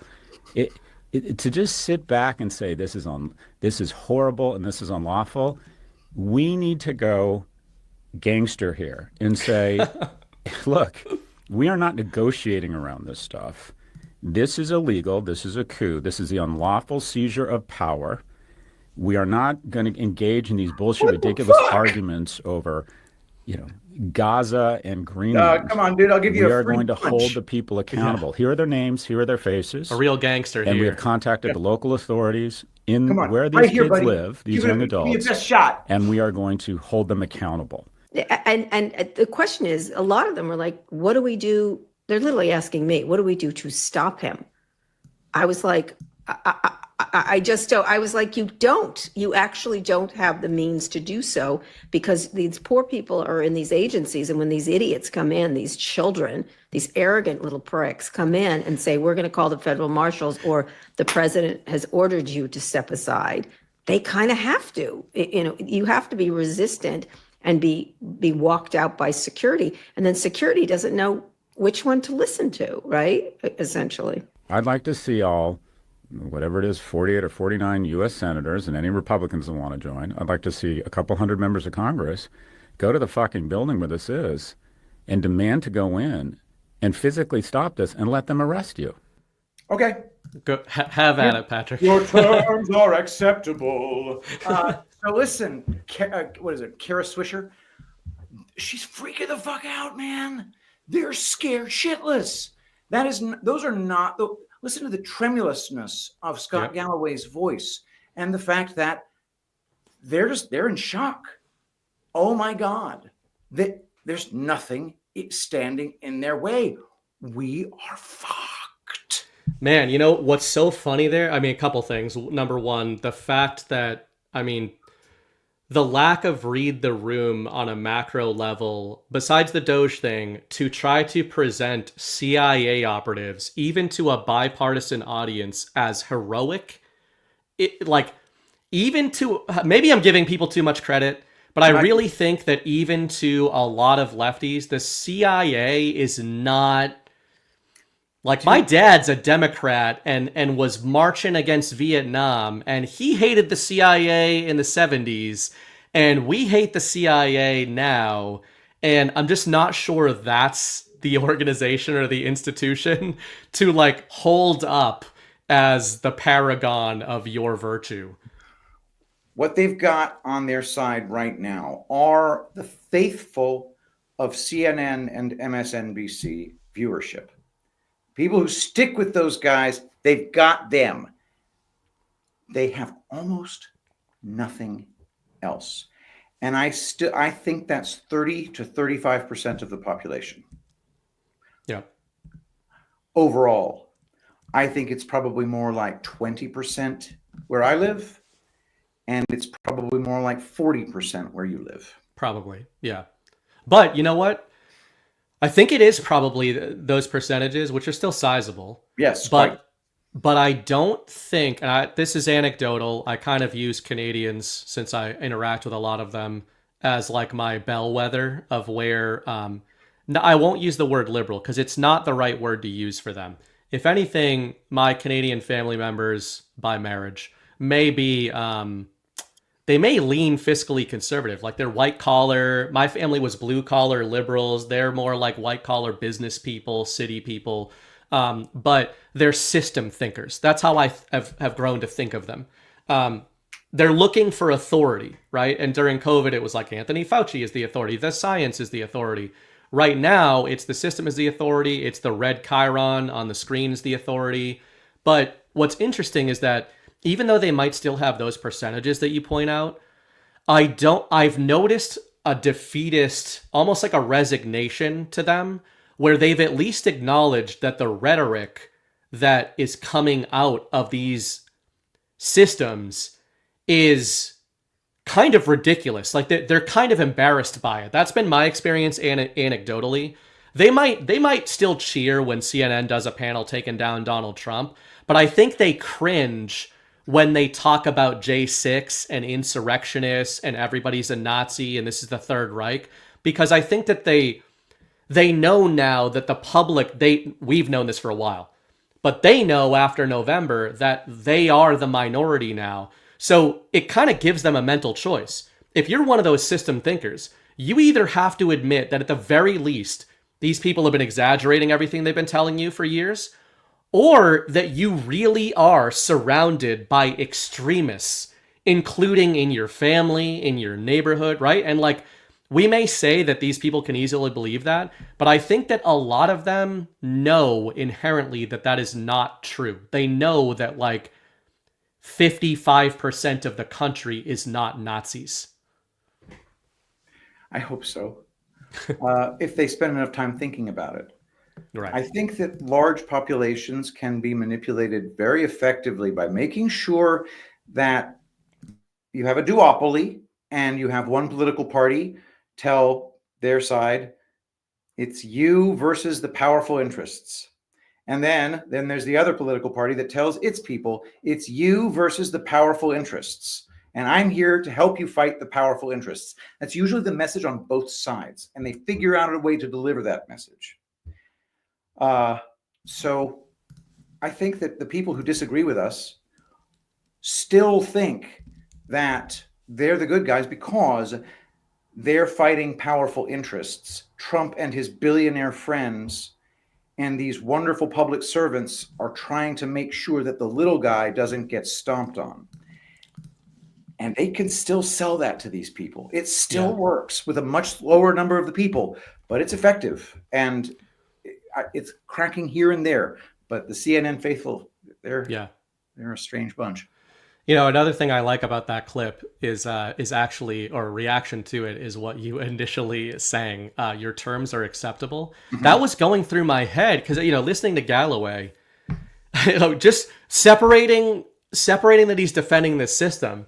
I just found myself thinking, like, yeah, I mean, basically they're at the point where when he's talking about we need to act like gangsters, it's not even, can we even use the word Freudian anymore? I mean, he's essentially not lying anymore.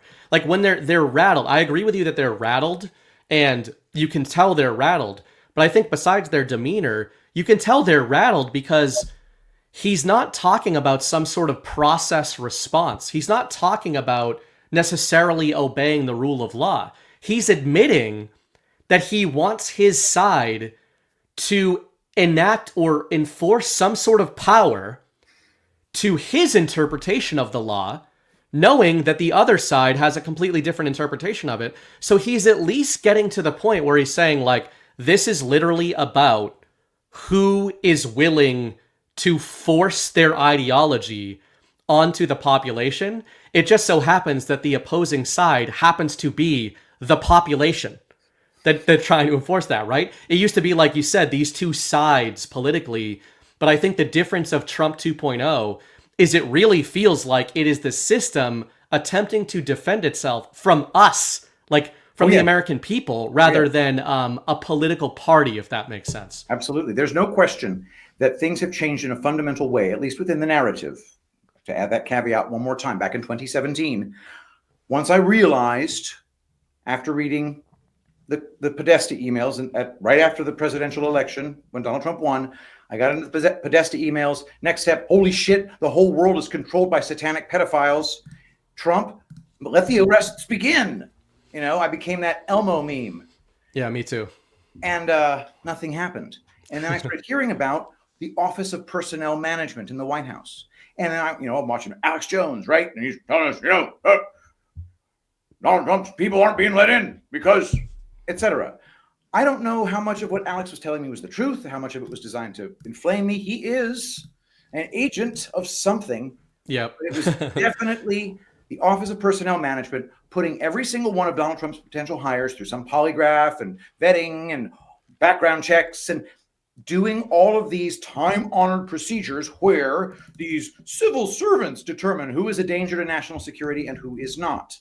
And Donald Trump 100% acquiesced to those requirements of the, and this was the first time I really heard the term, deep state. Yep. People who are just there and you can't do shit about it. And we had to hear about these things called the civil service laws and the ways in which these bureaucrats are protected from oversight and protected from presidential authority, et cetera, et cetera, et cetera. Now, we're a little more educated than we were 8 years ago. Yeah. And we say with perfect confidence, we have a unitary executive. Step off, fag. Get out of here. Go. Yep. And we're seeing that happening. And the people in the media are freaking out about it because nothing's happening when they're calling it illegal. The people are saying, unitary executive, what are you smoking? That's everything. That's the whole game. And it's just a matter of having the people just perk up their eyesight onto the problem a little bit more. And it's happening more and more every day. It's a freaking beautiful thing, man. I promise you, a year from now, my opinion that Marbury versus Madison was wrongly decided, 1803, that'll be a mainstream opinion. Yeah, and I think the Supreme Court is a big... The current Supreme Court is a big white pill for me when it comes to the plan. And strangely, it's not because I'm talking about overturning or setting precedents, setting new precedents. I think that will happen. I think that when you bring up Marbury versus Madison, for example, I wasn't familiar with that, but that, let's say, add it to the pyre, right? Mm-hmm. I think that that's important on an actual level. But the reason I'm so obsessed with the narrative is that, as I said earlier in the episode tonight, I'm always looking way downstream, or at least I'm trying to. And that's why sometimes maybe it can come off. Chris does the same thing, where I think it can come off as cynical or something when he's like, "Hey, make sure you don't, fall for this crap again." But the reason the Supreme Court is such a white pill for me is I think that the levers of judicial lawfare and the system, the way the system has gilded itself and all these layers of law, is going to be dismantled on a legal level. But the most important thing to me is the narrative. When I look at stuff like DOGE, when I look at that clip of Galloway, I smile not just because it's entertaining, but because I think, man, the central narrative is so goofy and entertaining right now. And I think that that's a core feature of making sure that these precedents or these reforms that the America First movement and the Supreme Court and Donald Trump end up making are going to be lasting. They could do this stuff, and then in 40 years, we get a different Supreme Court, and we get the deep state back in, and they can erect the whole system again, right? Unless they do not have the public mandate, and the public mandate is significantly more engaged. The reason I like the idea that patriots are using narrative warfare against the enemy is because I see it as a mandate cultivation system, like a feedback loop of saying, we're bringing you guys along the journey of this is what these fuckers were doing. This is the mechanisms through which they were doing it. Like, to me, it's the opposite of them talking down to the American people, even though it's kind of goofy narratives. Big balls get you in the door, right? DOGE gets you in the door. But what really happens is we're seeing normies on Twitter reading USAID documents and tracking money flows and looking at how all this stuff works, right? Those are the people that are going to be raising the next generation. They're not just people that the news told us, hey, we entered a golden age because Trump said it. They're probably the people that weren't in the info war originally, but then they became in this info war for dummies, paint by numbers version of it that's going on, that I think is going to be going on during Trump 2.0, where it's like, hey, when the Supreme Court undoes some of this stuff that you're talking about, the American people are going to participate in that story of doing so that any future attempts to put it back is that much harder, right? Because it's not happening in the shadows. It's stuff that everybody's been engaging with the whole time. Yeah, absolutely. It's going to be a beautiful thing to see public opinion itself be properly monitored for the first time ever. I'm a big fan of Rasmussen polling. I'm also friendly with I've met him and we chat occasionally. I'm friendly with Mark Mitchell, the chief pollster at Rasmussen, and that dude is on an absolute tear on Twitter. He's reporting a few of his polling results because he does do the polling. Yeah. And, his methods, he does his best, with the methods he has available. I don't know how accurate it really is because of the fact that there are a whole bunch of different confounding variables for polling of almost all sorts. Yeah. But he's an honest pollster with an understanding of how it works. And I think he does as good a job as can be imagined by the person with the tools he has. And he's saying we have not had this level of high approval rating for Donald Trump, level of disdain for Democrats, and this is the best part, the percentage of people saying we're on the right track. Yeah, that was the big one. And that was right away. Yes. Like a early shift, momentum shift, which is very uncommon. Incredibly uncommon. There's supposed to be some kind of a getting used to it period. The president's supposed to tread lightly. No, he's coming in. He's saying all of those fucking politicians who told you they were going to cut things, they lied to you. I didn't. Watch this. Yeah. Go ahead. And when he does that, it gives everybody just some weird glimmer of hope that you'll have a government that you're not terrified of. Because right now, we have every reason to be terrified of these sons of bitches. Suppose, they had decided to really, really push getting us all masked up and, sheltering in place in our homes, because they did some fucking crazy damage to our civilization with their COVID hoax. And they were able to use a staggering number of frightening tools at their disposal, completely not violently coercive, but psychologically coercive in ways that you just can't predict. Do they still have those tools? Yes, they don't work remotely as well. However, it's also important to note that the people who woke up and saw the deception will eventually die. So we have to engender a generational transfer of this knowledge so vividly, because once they figure out how to erase the past, they can just do it all over again.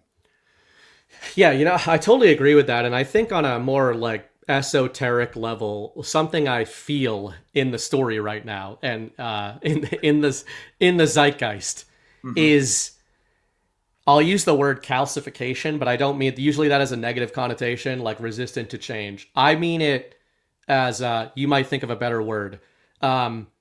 It's almost like because of the abuses that we've suffered, and especially this audience that knew the whole time they were abuses, right? There's a lot of people waking up in hindsight to the fact that they were abuses, which is why your show with Chris is so great on Monday nights, Hindsight 2020. There's this calcification or this hardening, I think in a good way, of almost a warlike posture. And even if that warlike posture is not offensive, like the administration's posture is offensive, right? They're going to war with the administrative state. But I think even anecdotally, even myself, I will admit that a couple years ago, I mean, I'm an argumentative guy and have had confrontations in public, but I would still kind of go along to get along. And if people were trying to, I could just be like, it's not worth it, right? And so many normies would just pick their battles, not say anything. And I think that what the pollster is measuring there is the manifestation of this feeling. It's not that this is a new feeling. It's what happens when people that fucking knew we were right the whole time now see the false reality, as Chris would call it, being stripped away. And I think it's calcifying us, where it's not just about, hey, we got these fuckers on the run, let's run them to the river. There's that. But I think there's also, we're not suffering the sort of normie layer bullshit pushback that we used to. And I even was joking about it a few minutes ago when I said, when somebody calls me a racist now, I said it a couple weeks ago on the show, I'll just say, man, racism is pretty funny. Like I said 2 weeks ago, we need to make racism funny again. And if somebody misinterprets that as meaning I'm part of the Third Reich and I'm a white nationalist, you can go fuck yourself, because obviously you're not arguing in good faith, right? And how many times did even MAGA people several years ago, how many times did you in the audience find yourself caveating to normies like, well, I don't agree with everything Donald Trump does. I'm talking years ago, not in recent years. So friggin' gay. I immediately I was contemptuous of that immediately. But now that mentality that you had 7 years ago, doesn't it feel like more people have that now? Like more and more people are just like, we knew this. The guy, speaking of tonight, the guy that drinks the Bud Lights and that was pissed off with the tranny shit and likes watching his football, even that guy now who is not politically engaged, he knows that he is allowed to say whatever the fuck he wants to say at work, because it turns out that this was bullshit all along, and he knew it was bullshit, but he just kind of needed the public narrative to reflect that. And that's a lot of what this Trump momentum has done. Yeah, it's tons and tons of people who just said, you know what? I just want to get through my job and I want to get through my life. And I just don't want to fucking deal with this right now. I know it's bullshit, but I'll nod my head and smile. That was a bitch to watch. It made me a very unpleasant person to be around sometimes. Yeah. And I know all of us, I think, we're like that. Yeah. Yeah. And so I think that it's pretty clear that phase is finally over. It's wonderful. But that there's probably another phase after that. And that phase after that is shit. This can't be accomplished in the existing system. What you just said reminds me of one of my favorite scenes from what may be my favorite season of television ever created. That's True Detective season 1. There's a scene where Marty and Rust are driving, and Marty says to Russ, do you think I'm a bad man, Russ?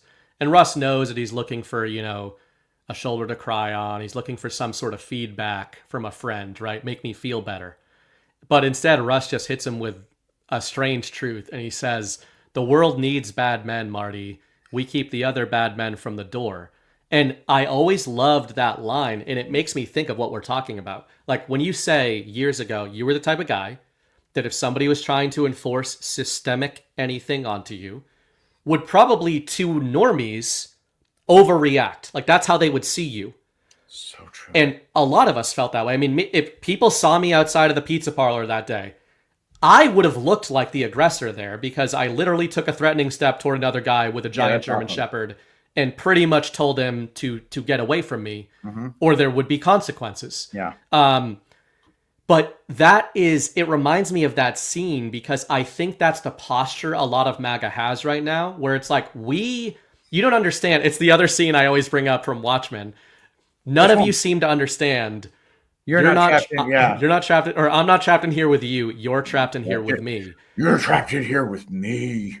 That to me is sort of the vibe of what MAGA feels like right now, where we're just going like, this is not the time for you communist fucks to be messing around right now. Like we are actually the ones who have been merciful for the last however many years. Too merciful, too understanding. The fact that you people let the government stick diapers on our faces like that and did freaking just widespread compliance. Fuck you. I wanted them all to take the vaccination, dude. Yeah. I was very, very pro World Economic Forum by the time Greg Abbott. I was like, okay, I get it. They got to die. Do what you got to do. Self-selective culling is what we might call it. Yeah. I'll start transitioning us to the second half. Doesn't have to be a full half. If Patrick thought he was getting out of here early, he knew. You knew what you were getting into. I knew a little. Yeah. Why don't we do our next sponsor, though? Let's do that, yes. Our next sponsor requested that I do not play his horrible video. He instead wanted to tell. I can do better.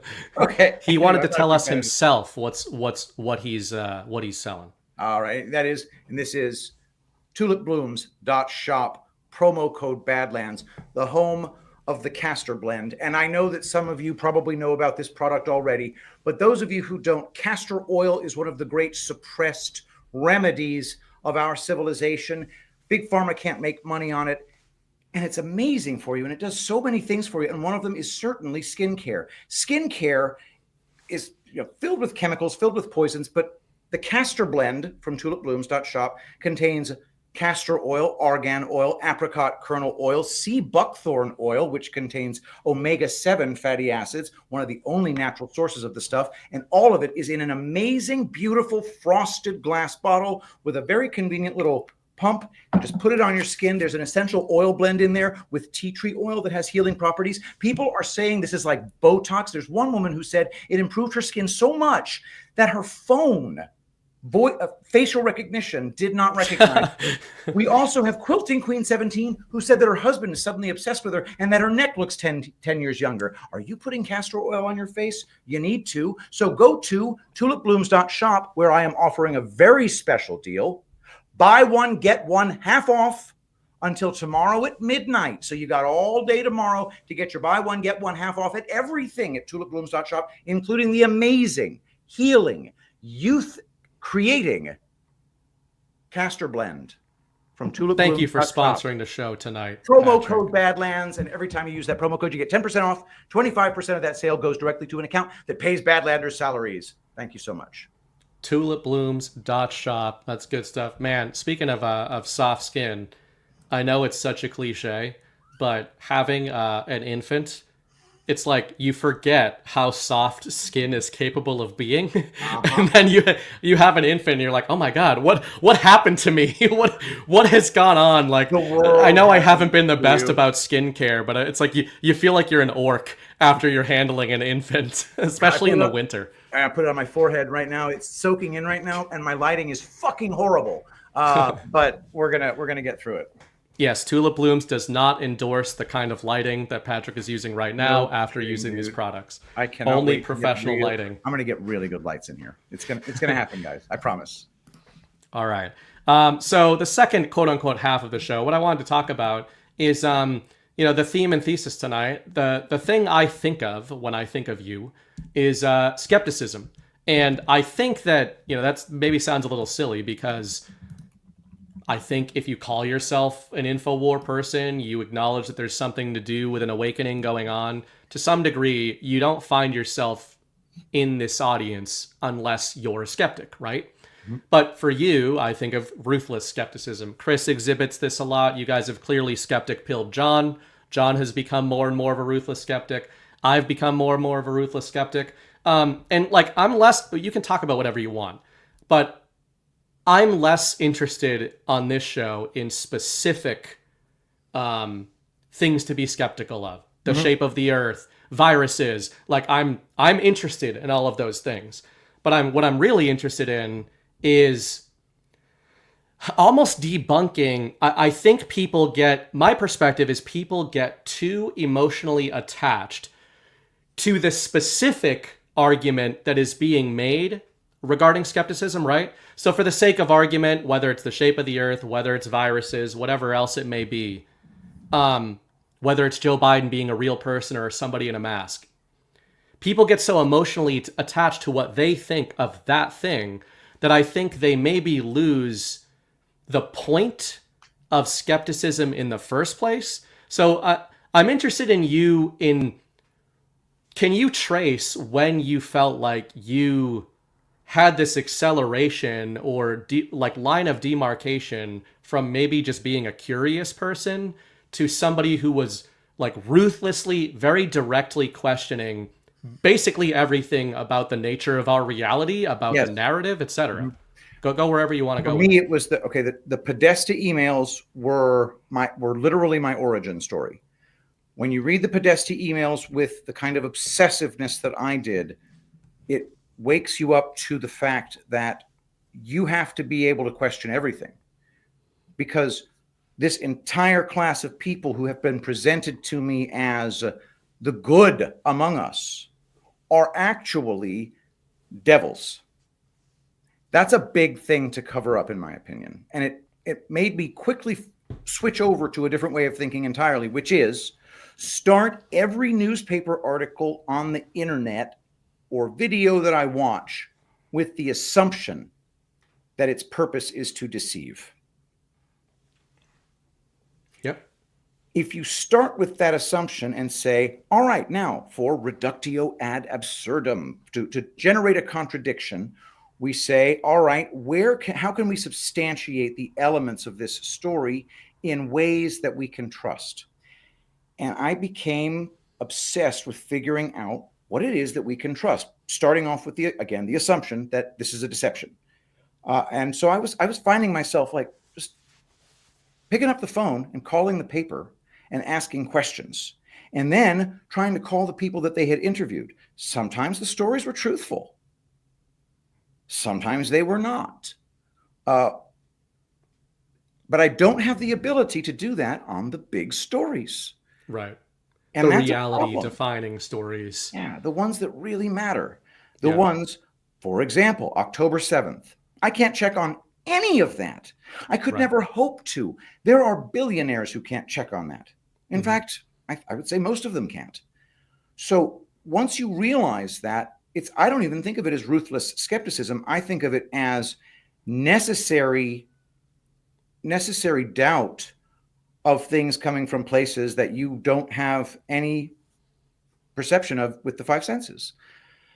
So I guess that's just how it boiled down. I realized that the most powerful weapon in the world is the mind of the people. And keeping that mind controlled, doing the economic activities you want them to do, not rocking the boat, making sure to keep you filthy rich. The problem with, generational criminals is that keeping them rich is really bad for society. When your oligarchs are horrible people, eventually everybody turns into horrible people. and then the good people become the exquisitely tiny minority, and then you're fucked, and you have a civilizational collapse. I think what we're watching here is an operation to prevent that horrible outcome, which happens over and over and over again throughout our history. And we'll see if it works, but it's a damn fine attempt. I like what you said too about when you say the Podesta emails, that was really big for me as well. Like I fancied myself a skeptic, because when I was a liberal, I had done deep dives into 9/11. I was a big JFK historian, according to what we have access to as the public, right? So I was reading all that kind of stuff. I remember, man, how old was I? I was probably 14, and I watched Loose Change. That I'm sure a lot of people. That was right after. Well, I was 24 when 9/11 happened. I was 12. Okay, so when 12. was Loose Change? So you saw Loose Change. I never watched Loose Change. 2005. So that was way. So I would have been before 15. Now I knew about Loose Change in 2005 when it came out, and here's what I said to people about 9/11. I said, if 9/11 is an inside job, then my world is way, way, way scarier than I am okay with it being. And there's not much I can do about it. So I'm just going to pretend I didn't hear that. I said that out loud. Yeah. Yeah. Well, the reason I bring it up is because it was almost more dangerous. Like it sent me almost down the wrong path because it shattered my illusions. Like you described the Podesta emails. It shattered my illusions of the false reality, which I think is good. But I didn't have any way to orient myself. And that's why I'm so interested in your background, like what led you into the awakening, because I think that is what people get wrong about ruthlessly questioning the narrative. They worry that by doing that, they basically are doing what you just said you did about 9/11. But people in the quote unquote awakening or truth community, they're the type of people that will be like, yeah, obviously 9/11 was an inside job. Obviously the 2020 election was stolen. COVID was fake, whatever. And then you'll be like, the Earth's flat. And they'll they freak out, right? And this is why I always say, I don't say this, just for the record, I don't say this to cop out of a discussion about flat Earth or viruses. When I say it doesn't bother me. The reason those discussions don't bother me is I love those conversations because I find them, they're like a bravery test for me of going, am I actually willing to question the bedrock nature of my reality, or am I not willing to do that? Even if I followed that whole thought path down and studied it for a year and came out of it being like, nope, I totally fundamentally disagree with Patrick's conclusions about this. I still think you're capable of respecting somebody like me and me respecting somebody like you, where I always say, I think you're wired similarly, of saying it's way less important to me what somebody believes than why they believe the thing that they believe. Have they employed some sort of process to get to that? And, or do they do something I do a lot is say, honestly, I defer to not having a good argument because I have not spent the time on this, right? That's what I do a lot because I think it's honest for me to just say, and I think too many people, they question that stuff. I was called a chemtrail denier for saying, what was it? I was called a weather modification denier for saying, really? I don't know about that one because I haven't really looked into it. I just heard you say that wasn't real. Right. Well, and the reason I bring up 9/11 is because that was a lesson for me on a few levels. For starters, I knew that it was an inside job, but the problem was that allowed them to Judas goat me right into the Obama op. It wasn't that Obama was going on TV and talking about we're going to get to the bottom of 9/11, but it was sort of the implication, right? It was like, oh, we're going to be a response to this whole Bush era. We're going to respond to the Forever War. So that's why after you get rug pulled twice in a row by totally opposite sides of the political spectrum, you better ruthlessly question everything. And I'd like you to respond to the idea that I think one of the pushbacks I see about skepticism about big picture things, whatever that is people, they often say, well, what can you believe in? Almost like you have to believe, you have to have an opinion about this specific thing. I don't believe you do have to. I think that you can still find yourself in a better place as a person, ruthlessly questioning things, even if you don't pretend to have the answer. And I think you feel the same way about that kind of stuff. Oh, for sure. For sure. I will definitely say I don't have the ability to know anything about what actually happened. Did you know that the fucking Zapruder film wasn't released until 1975? Right. Give me a freaking break. I learned that recently. Yeah. Yeah. It's God knows what they're going to be able to get away with in the future. What they can release and say was a video of this time. We can't trust. We have been put through an education that has allowed us never to trust a single video again. We now have the ability to download software that'll make it so that I can give a high five to Humphrey Bogart in Casablanca. We should do that, by the way, if we that would be badass. Absolutely. But yeah, I think it's a really neat new era in which we may have a ruthlessly skeptical majority in the population. That can happen. Like you've written it 100 times in your columns. Change comes slowly and then all at once. And we may be seeing the beginning of that all at once because 20 days? And he's dismantling U.S. aid in the Department of Education, and nobody's able to do shit to stop him except kvetch on podcasts. Yep. It's a beautiful thing.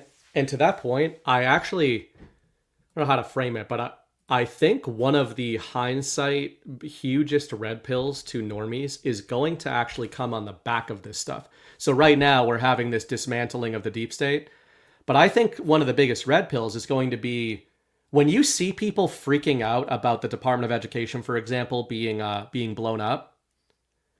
You shouldn't worry about that. You should be like, they're in, right? Like they're engaged in the narrative, which is why I talk about the narrative so much. So what happens 2 years down the line when American education is experiencing a total societal renaissance from the ground up? It becomes retroactive awakening material where they're like, man, I was so sure that this was going to be bad. And because I was so sure of that, I now even more strongly see that the opposite is going on. Yeah, it's really. You also said "come on the back of," and that kind of made me chuckle for a second. Oh, no. But that's terrible. What do you do? What do you do in this current situation, though? What do we say to people? How do we find out what the actual awakening level is? Because that's now a key number. It's super key. Because if you what percentage of awakened people do you really need to do what needs to be done? Right now, apparently, we're at a level of awakening that will simply tolerate the president of the United States appointing who the fuck he wants without having to worry about vetting them, and nobody's batting an eye. You have deep state plants coming out of the woodworks, flipping out, saying, no, they have to go through the proper channels. That's the law. Nope, we know the law now. Sorry. Yep. And we don't care anyway. You've been stealing elections. Do we even really have any law? There's a lot of that going on, too. What's the next step in that?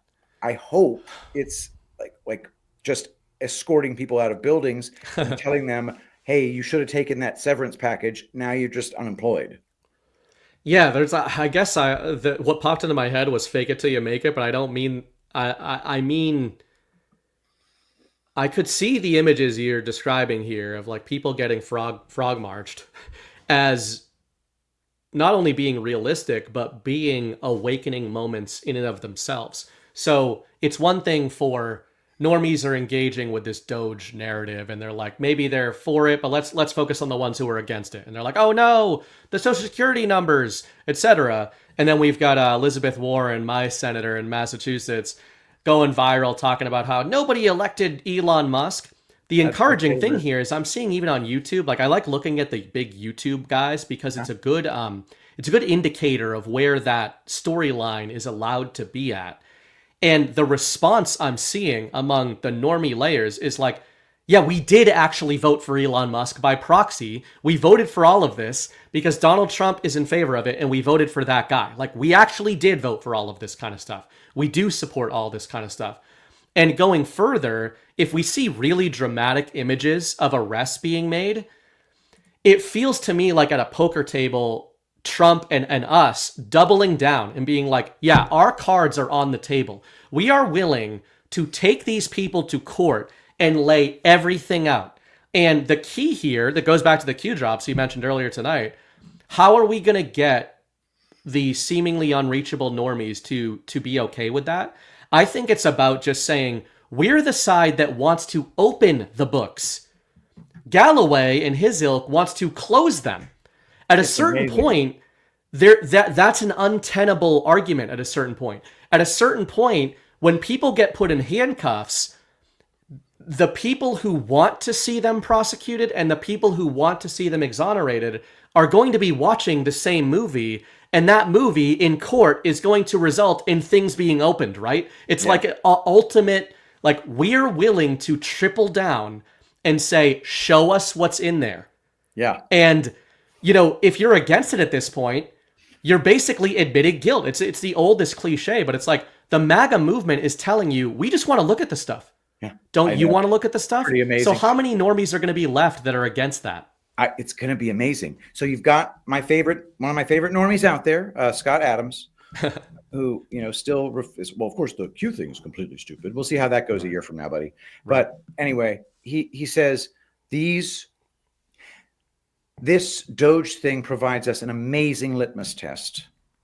People are popping their heads up like prairie dogs, revealing themselves to be working for the other side when they say, we're just so worried about personally identifying information, which, by the way, kind of felt like a release. You know, okay, here's the new talking points. You need to talk about personally identifying information. And bam, if we didn't have 3 different super famous right-wingers, Catherine Austin Fitts, and now Naomi Wolf, and then Whitney Webb, blackpilling about it.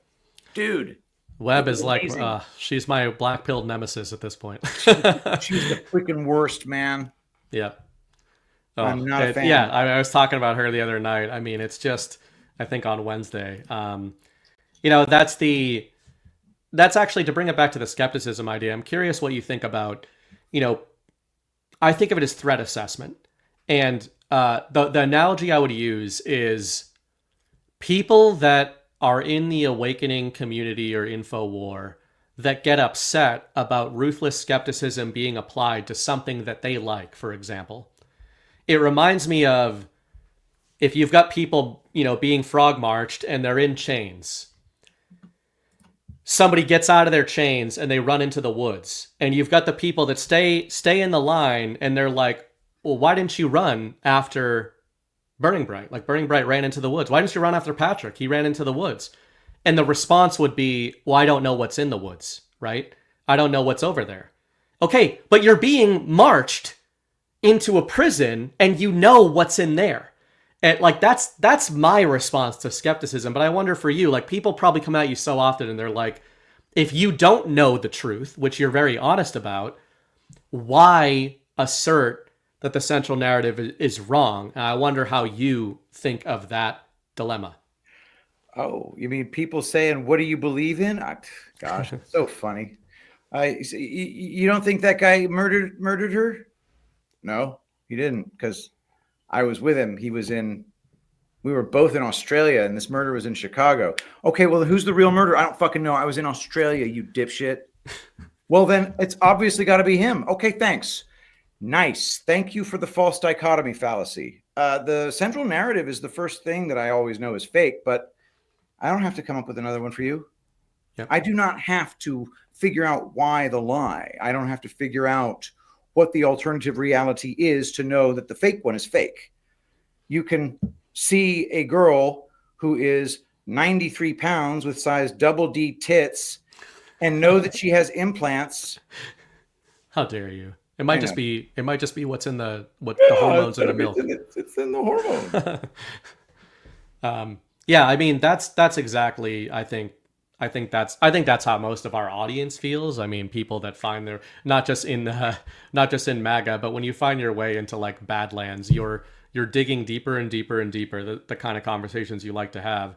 But earlier you mentioned the Podesta emails, and I think it's so simple but so important what you said of once you know or believe in that level of a lie, like how seismic that lie is, that when you understand what Andrew Breitbart said, these people, paraphrasing, are capable of unspeakable dregs against the most innocent among us. Yep. To think it is silly to then question literally anything else is crazy to me. I mean, that is truly crazy to me. And I think, to your point, I often say playing the opposite game doesn't get you to the answer, but it gets you way closer to it than not doing that. When you play the opposite game with a system that has lied to you about the very nature of who they are and what they represent, that's not a bad place to start. No, not bad at all. It's a fantastic place to start, and it's a very exciting place to start. And it's one of the most amazing things to find out that your world is based on lies, and then learn about debating, learn about logic, learn about logical fallacies, learn about how you can put things through a filter that prevents you from making big mistakes, huge mistakes. One of them is, of course, the alternative explanation fallacy.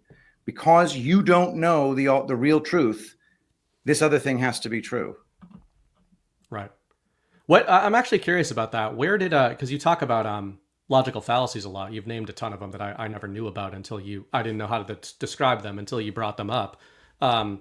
Were you interested in formal logic? You've talked about that before, or did this rabbit hole send you into an exploration of formal logic? Both. So in college, I was a mathematics major, and I also was a philosophy major. So I ended up taking 3 semesters of sentential logic, which is just formal logic that you write on a board and code.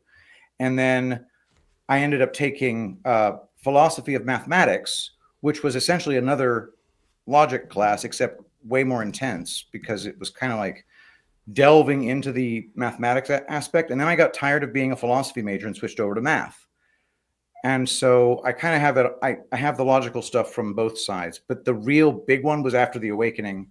Yeah. When I was simply shown beyond any doubt that the earth is not a ball. And yes, it was very easy to convince me because I had been educated in formal logic. I know modus tollens, if A, then B, if not B, then not A. Right. Which doesn't mean you know what C is. It doesn't mean that you know the cause of what's, it doesn't mean that you know nothing. It just means that you can eliminate that thing. And that's good. Right. Figuring out the world is oftentimes a whole bunch of looking at things and then eliminating them. And you can do that a lot via sentential logic. If A, then B, not B, therefore not A. The negative sign goes in the opposite direction through any conditional statement. And that was because of flat Earth. And I was simply confronted with a very simple modus tollens argument.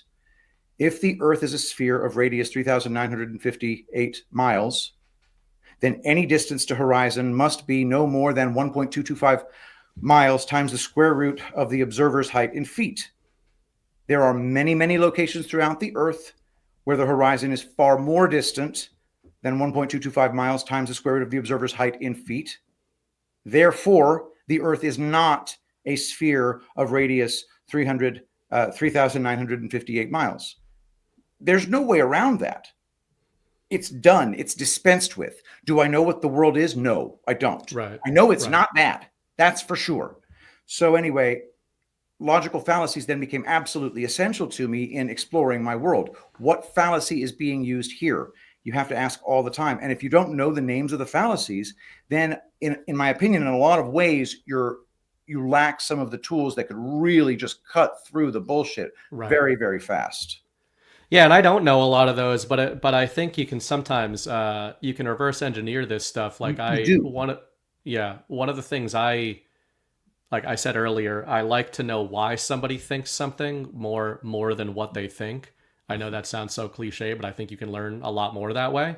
And for me, again, not having gone down these deep dives, like I don't know if what you just said is true, but I believe you have done the research on it. I have not done the research on it. It allows me to know that there's a logical framework that has been constructed in your mind, that you have constructed to arrive.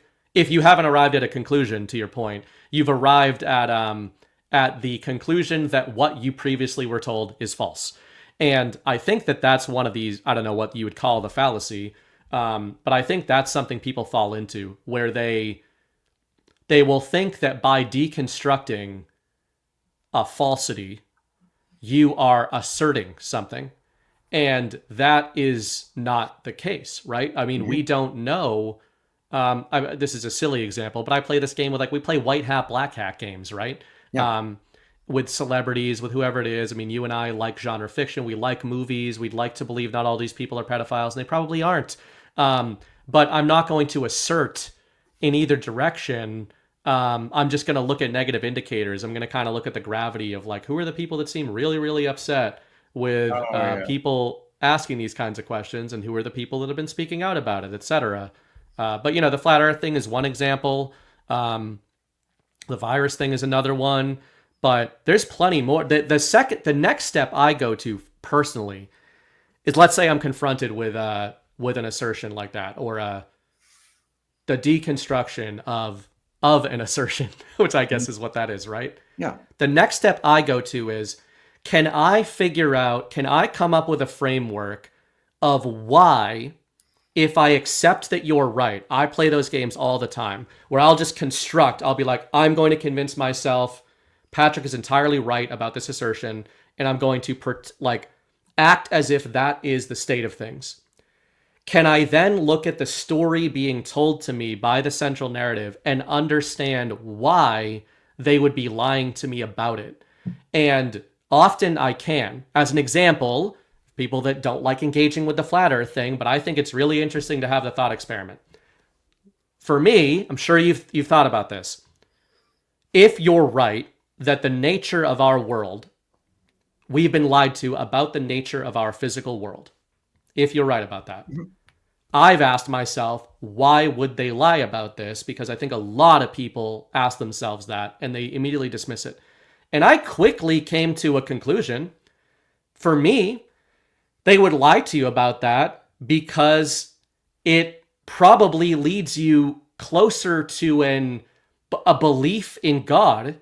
I don't know if that sounds silly, but for me, it made me immediately think that way, of saying the shape of the earth, according to the central narrative, is so central to the idea, ultimately, that we are a tiny, insignificant speck in a vast universe, right? That I think the same, if you want to get away from the shape of the earth, because I don't have a strong opinion on it, something I've thought about recently that I used to just take at face value is the idea of parallel universes, right? String theory. Like, we're always being told about this. And I'm like, wait, why would they lie about that? Oh, I know. Because they want you to believe that our reality is a Marvel Cinematic Universe where if you die or do horrible things, it doesn't fucking matter because there's another version of you in a parallel universe that didn't do any of that, right? So to me, if you engage with why would they lie about something like that, you might get to some pretty compelling answers that are seismic on their own. No question about it. And the reason I don't address, and I will address it, by the way, but in the context of a debate about flat Earth, I will not address that. That's what you. So if I were in a discussion, yeah. Okay. So as long as we can keep separate the question of is it a lie and why the lie. If we can keep those things completely separate, I'll talk about why the lie all day long. Yeah, because they are separate. I have some very strong opinions about that, but I am much more likely to be wrong about that than I am about this is a lie. I'm sure of that. And if you're willing to move on from that topic, that's how I couch it. Not saying that to you. So we're moving on to why the lie. Okay. And by the way, here's why I think you basically have it. It's that back in the 16th century, people started translating the Bible into the vernacular because of the printing press. And the Catholic Church said, this is no good. If they can know how to read what's in the good book, then our business is going to suffer enormously because they'll just go read the book instead of come to us. So what we're going to do is we're going to create an alternative science, an alternative learning outside of learning that corrupts learning and makes it so that they have to go back to the clergy to reconcile this fake reality with what the Bible tells us our world is. That's my personal thought on why it happened. There's a whole bunch of documentary evidence at the time that kind of supports that idea, but it's not as strong an argument as the arguments for, okay, this is what we know we're not standing on, and it's a ball rocketing through a vacuum. That's not real. And so I just try to keep those two things separate. But yeah, I can talk about why the lie all day, the trial of Galileo. It's freaking fascinating. Yeah, and I think I'm able to do that, and a lot of people are not. Where I've said before, I almost picture it like a Chutes and Ladders game board. That's how unfortunately, that's how I see things when I'm thinking of thoughts. And it's stressful. It can be stressful in my mind because you end up following all these chutes and ladders, and then you've got to find your way back. But for me, it's my way of ordering my thoughts. So if this makes sense, the reason what you just said about separating those, that's very easy for me to do. Yeah. Of saying let's say that I firmly believed that you were full of shit about the flat Earth fallacy, or that I can't know whether or not the Earth is a sphere. I don't have a strong opinion of this. I'm just saying, for the sake of argument, I could still engage with you. I can step over onto this whole other framework of discussion and find it extremely compelling to talk about if this was possible, why. The why is more seismic to me than the reality, and I think that's baked into my obsession with narrative. Yeah, because ultimately the why is a narrative, right? Because I think what people get too hung up on with something like the flat Earth debate is defining what the nature of our reality is. They get so hung up on whether or not they can trust what you're saying, whether or not they can trust what some other mathematician or the science is saying, somebody who's been to space, whatever, that kind of stuff. They get so drawn into that I find the more compelling conversation to be, have we been lied to about the nature of our world? That's how I like thinking of that question, because it gets me away from trying to figure out what is the shape of the world, who's lying to me, who's not, are these math equations legit, are they not? And I can then focus on, do I believe that the same people who have stacked our government with very literal child abusers and Satanists, could I believe that they have lied to us about the nature of our reality? The answer is obviously yes. And if you say yes there, the second question has to be why. And as you just said with the Bible, I've been pretty open about the fact that several years ago, I didn't consider myself particularly religious. I actually kind of shunned a lot of that. And man, do I believe in God these days. And a lot of the reasons I do is because I've reverse engineered what these people hate, right? This whole system hates anything associated with a belief in God. And more so than a belief in God, it's a belief that we're unique and special, and that life is sacred, and that doing the right thing matters, and that being good really actually matters and echoes through eternity, which also means that doing evil also echoes through eternity. And just to me, that's a compelling, with any of these big picture questions about the nature of our reality, people are like, why would they lie about us hurtling through space in an infinite void? Why would they lie about string theory? I don't know, because they want you to think that you're this ball of atoms crashing into each other that doesn't matter in any way, and you're just a physics accident. That's what they want you to think about yourself. Absolutely.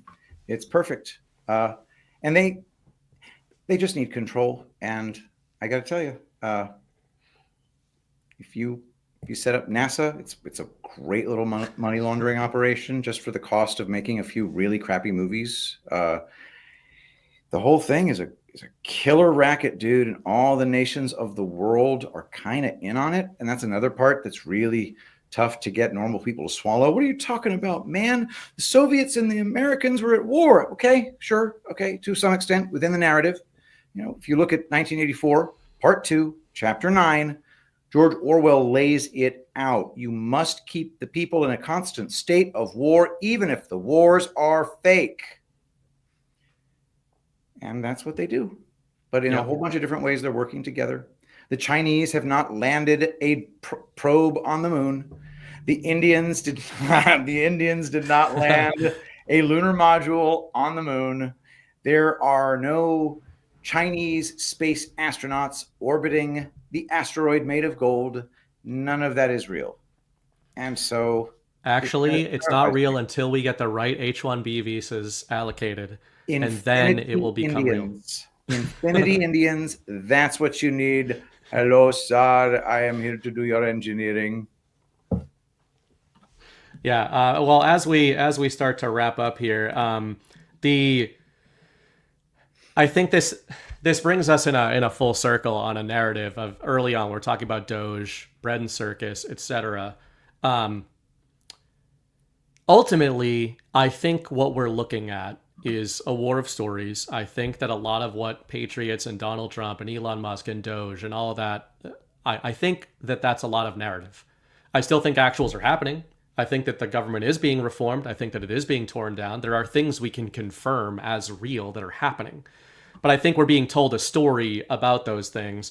And ultimately, some people would push back on that because I think they don't like that idea. I think they think of that as inherently dishonest, right? Of the quote unquote good guys sort of translating stories to us. I'm willing to believe in fake assassination attempts, even toward Donald Trump, because it's effective. That's kind of how I view things. I don't know what the truth is. I don't know, if that was real, if that was a psyop or not. But ultimately, I can be okay with it being a psyop because I see a lot of what we're seeing here in the info war as basically the reversal of the enemy's magic, right? Like the enemy has, as you mentioned with Orwell there, the brilliance of Orwell was not about explaining to us that there can be wars being waged against the interests of the people. It's exactly what you said. The people can be convinced that seismic things that they're being told are happening are in fact not happening. And that the belief that those things are impossible to lie about is baked into why they are so possible to lie about, right? So I guess my question to you and my answer to lead up to it is, I'm okay with patriots reversing that. I'm okay with them telling stories if it's provoking people to engage with the nature of our reality, with the nature of our government. If they think that telling these stories is the best way to engage people in trying to figure this shit out for themselves, then I'm okay with it. But I wonder how you square that, because you do believe, like I do, that a lot of what we're looking at is narrative, right? So on some level, some people find that kind of dishonest or distasteful by patriots. Yeah. So in a war of lies, the good guys lie too. Yep. And I don't know how else to put it. It is very simply a war of hoaxes. And if you try to play it straight, you lose. Maybe I'm wrong about that, but I also can't find myself able to swallow some of these narratives on the good guy's side. I don't need to get into specifics, but if you do look at it as a war of stories, as you have so insightfully put it many times, then I don't have to get upset about that anymore. Right. Well, maybe as a last point, or a last discussion point before I grab rants, is I'm curious. I said in the show, you and I are both very interested in genre fiction. Chris is obviously very interested in storytelling as well, but he's less interested in like genre fiction. You and I really like genre fiction, and I wonder, we're both huge Lord of the Rings guys. Tolkien behind the scenes, Patrick and I will often one of us will accidentally like stumble onto a half Tolkien quote and the other one will just finish it. Yeah. But I guess I'm wondering why you are you're interested in formal logic, you're in the info war, you're a ruthless skeptic, all this kind of stuff. You believe in you believe in trying to figure out the truth.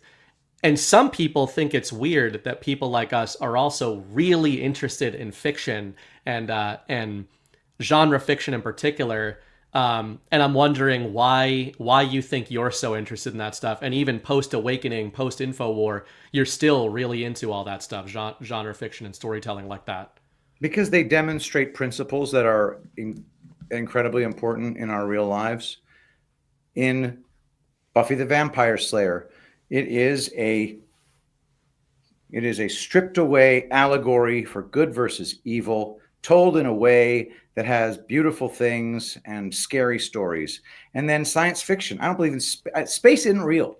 I love Star Trek. I will keep watching Star Trek forever, period. Because I don't mind if they go to a fake place to have their amazing dramas happen and their amazing moral parables told. Frickin' Lord of the Rings, dude. C.S. Lewis and J.R.R. Tolkien were the best of friends, one Catholic, the other Protestant, and they both came at these fictional tales from an overtly in C.S. Lewis's case, but almost overtly in J.R.R. Tolkien's case. Tolkien's much better. They're both amazing. I haven't explored C.S. Lewis as much as I've explored Tolkien. But I very much enjoyed The Lion, the Witch, and the Wardrobe. Only thing I've read, and I think it was written for a younger audience, and that's fine too. Yeah. But it was good stuff. I have a special attachment to The Lord of the Rings. But all of those things have amazing, I guess you could say, salutary impacts on society when they're spread and they're allowed to tell allowed to enforce persuade towards the principles that they persuade towards. Could you imagine how good our society could be if we allowed the virtuous principles to flow through the stories we tell? If we stopped making our popular culture designed to traumatize us and instead to enrich us and uplift us? Yeah, genre fiction, when it's done right, is that personified. Man, I love that. I love how you just put that. It's I so strongly, I literally almost tear up with you saying that. I so strongly believe that. And I think about like something silly for me, a piece of genre fiction that I loved as a teenager is Dragon Ball Z. You may not have heard of it. It's a Japanese anime. Bless his soul, 2024, Akira Toriyama passed away. But it was just a story about super powerful, pretty much Kryptonians, right? Like it's the Japanese version of Superman. But what I loved about this story, I would come home from the bus and run off the bus to watch this Japanese anime because it was unlike anything animated in the American mediums I'd ever seen. It was, first of all, it was serialized, so it was telling a continuous story, which just isn't common, right? In the West, as a kid, you're watching Batman and it's villain of the week. What's going to happen this episode? Batman's going to fight a villain. He's going to win. Like the next episode's going to be a new villain. Dragon Ball Z was this story where these superpowered warriors were fighting these superpowered threats, but they would lose half the time and they would have to like train to get better. And some of them died, like in the first season. Some of the heroes died and the other ones went to avenge them. And just these like, they're very archetypal stories. But it was so formative for me watching it as a 10-year-old where I'm like, man, I remember being so emotionally invested in being like, this character dies in season 1, and my Western mind was so used to seeing the hero wins. I'm watching a cartoon, the hero wins, that's what happens. But instead, the hero loses, but instead of this modernist nihilist bullshit, the other ones pick up the mantle and win and like use it as motivation. And they're like, the lesson in that Japanese storytelling was, it's okay to lose as long as you're doing the right thing. Like as long as you are pushing forward, you should push forward and do the right thing to the death. And it's like, when you're 10 years old, you're not going to get that out of watching some nonfiction. You're not going to get that into watching some bullshit psyop. Like if I watch war stories or movies now, it just depresses me because they're telling you fictionalized stories about World War II, for example. And we know that a lot of the narratives about World War II are bullshit. And like, I'm not even talking about the Holocaust, etc. I'm just talking about, we know that the deep state roped us into all the wars, basically. So how can I watch Saving Private Ryan and get emotionally invested when I know that even the narrative that's being told is couched in this fake history that they want me to believe is real, where when I engage with The Lord of the Rings, it is an honest fake history. It is an honest work of fiction that is communicating, as you said, truths. I mean, baseline truths to me. And it's so funny because with Tolkien in particular, I think in a roundabout way, it was my back door into faith because I was not somebody of faith. And yet that story was so important to me. And now when I watch it, I'm like, man, faith is baked into every page of The Lord of the Rings. But like, it doesn't bang you over the head with it. It's just telling you a story. Yeah. Historical fiction grosses me out now. All of it. Because I'm going to find out that they're using it to brainwash me in some way. An example of that would be the movie Hidden Figures, which is about the mathematician lady who was black-ish, She wasn't Taraji P. Henson black, let me just say, but she was a mathematician at NASA who supposedly helped write the equations that helped John Glenn get home safely. And that was fine and all, girl, good at math, et cetera, et cetera. But the part that grossed me out was the fact that they added an entire storyline, which was basically the main storyline, which was she had to walk across the NASA campus to go pee because that's where the blacks were allowed to go. None of that happened. It was all made up. She said, no, I peed in the same restroom. I was just another mathematician. Yeah. And NASA was like federal government. It was just very progressive. But other than that, the movie was great. But what was that for? Well, that was for the purpose of making us hate the white people. And I would have hated those people if they had made her walk across campus in the rain to go pee. They do that all the time. It's tedious, and I prefer fantasy and sci-fi just for that reason. Nobody's claiming it's real. Exactly, and therefore it's ironically it's describing more truths, right? When you see the Rohirrim show up at Pelennor Fields, like the reason it's such an emotionally resonant scene is because it's a work of fiction. But that means the ideas on display are not manipulative. Like it is telling you this is what righteousness is, this is what evil is, and this is the conflict between those two things.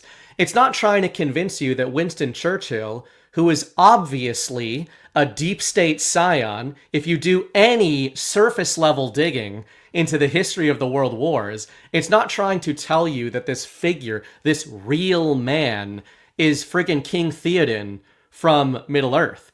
It's instead just telling you that King Theoden from Middle-earth is King Theoden, right? Like, that's just an example of exactly what you're pointing out. I will still enjoy his speech. We will fight them on in the air, growing his we will never surrender speech.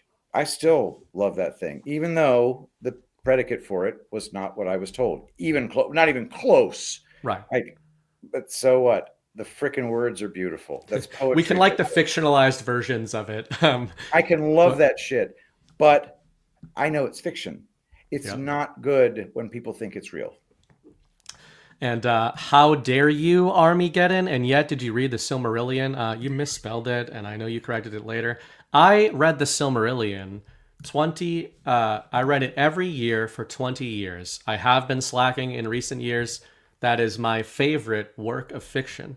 Not because I think it's necessarily the best, but there is something about reading the Silmarillion that makes me feel like I am reading a real account of something. It's just the way it is written. It's like almost because it's not super detailed. It's Tolkien's a lot broader than I think people think that haven't read him. They're expecting these intricately detailed descriptions, and that's not really how he writes. He writes in this very broad lyrical way, but I find that that he's able to give the feeling of a vast and mythic history in that book, which is why I like reading it. Yeah, you have to theorize about a lot of things rather than simply know them. And that empty space that it leaves for you is what gives the impression of that vast, rich tapestry that he creates. It's incredible stuff. The lesson of this episode is to watch Lord of the Rings.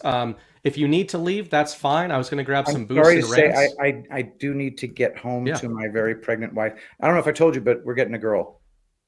Wow. Huge congrats. I don't know if you'd said that anywhere. We just found out a week ago. I said it somewhere. But yeah, we got ourselves a girl on the way, very healthy girl, growing rapidly. We just had another ultrasound. We try to minimize those as much as possible. She's wiggling around in there. So right now, I'm going to get home to her. And thank you for having me on. And thank you for doing the rants. This is a not great format you've got. This is Bright Cousins. I mean, Badlands Cousins. These are going to be the first official naturalized Badlands Cousins later this year. It's going to be amazing. amazing. Man. Huge congrats. Thanks for joining. And I'll see you later. Take care, my friend. Bye. All right, guys. That was Patrick Gunnels, the one and only. Love having conversations with him. And especially about Lord of the Rings. We could have just done 2.5 hours on Lord of the Rings. I will grab some boosts. Boost from last week, Patriot Page, $40. I love the narrative. This is the best #1 episode you've done. Do much more with Stormy on this topic. You all flow so well together. Thank you for doing all you do for our community. Best one so far. Thank you very much, Patriot Page. That was for the last episode I did with Stormy. And yeah, you guys probably saw on Power Hour, it seems like, I don't know, did we get a couple nods? Trump and Scavino there, they've been posting the Durham, the crossing of the Delaware, the Washington crossing of the Delaware quite a bit lately. I mean, that's an easy one for him to post, but hey, it's fun. It's fun to think about comms flying around. Awake in Mass, $25. Thank you for the shows and all you do. Love Stormy Joe last week. Looking forward to you and Patrick. Love Rainfall. Looking forward to meeting you in Plymouth. Yes, I don't know if I will be in Vegas because of Baby Bright. Not that that's a bad thing. That sounded bad. Obviously, he is my priority. Mrs. Bright is my priority. That's still going to be a great event no matter what. But, of course, I will be at GARP Plymouth. Baby Bright will probably be at GARP Plymouth as well, because that is where Baby Bright was born. On the first of the year. He was born right in Plymouth, and that's where we're going to be doing our event. I think for anybody, I think that's going to be a really fun event because I think Plymouth is probably a place that everybody's heard of, especially in this audience, but it's probably not a place you guys would make a specific trip to. And that's one of the cool things about the GARTs is that, like, I would have probably never gone to Deadwood. John was harping on about it. Like, we got to go to Deadwood. We got to do this event. Mrs. Bright humored him, put an event together for Deadwood, and it was great. Super glad I went. Going again this year. So I will see you guys at GARP Plymouth for sure. And got a bunch of rants tonight. Micro Toolmaker, $117. Extremely generous, as always. From Eye of the Storm to the narrative, what a great Badlands lineup tonight. Where we go one, we go all. Sure, those guys were dishing on comms and everything. I did see the Kendrick Lamar song. Certainly interesting that he played at halftime or performed, talking about, deep state pedophilia, essentially.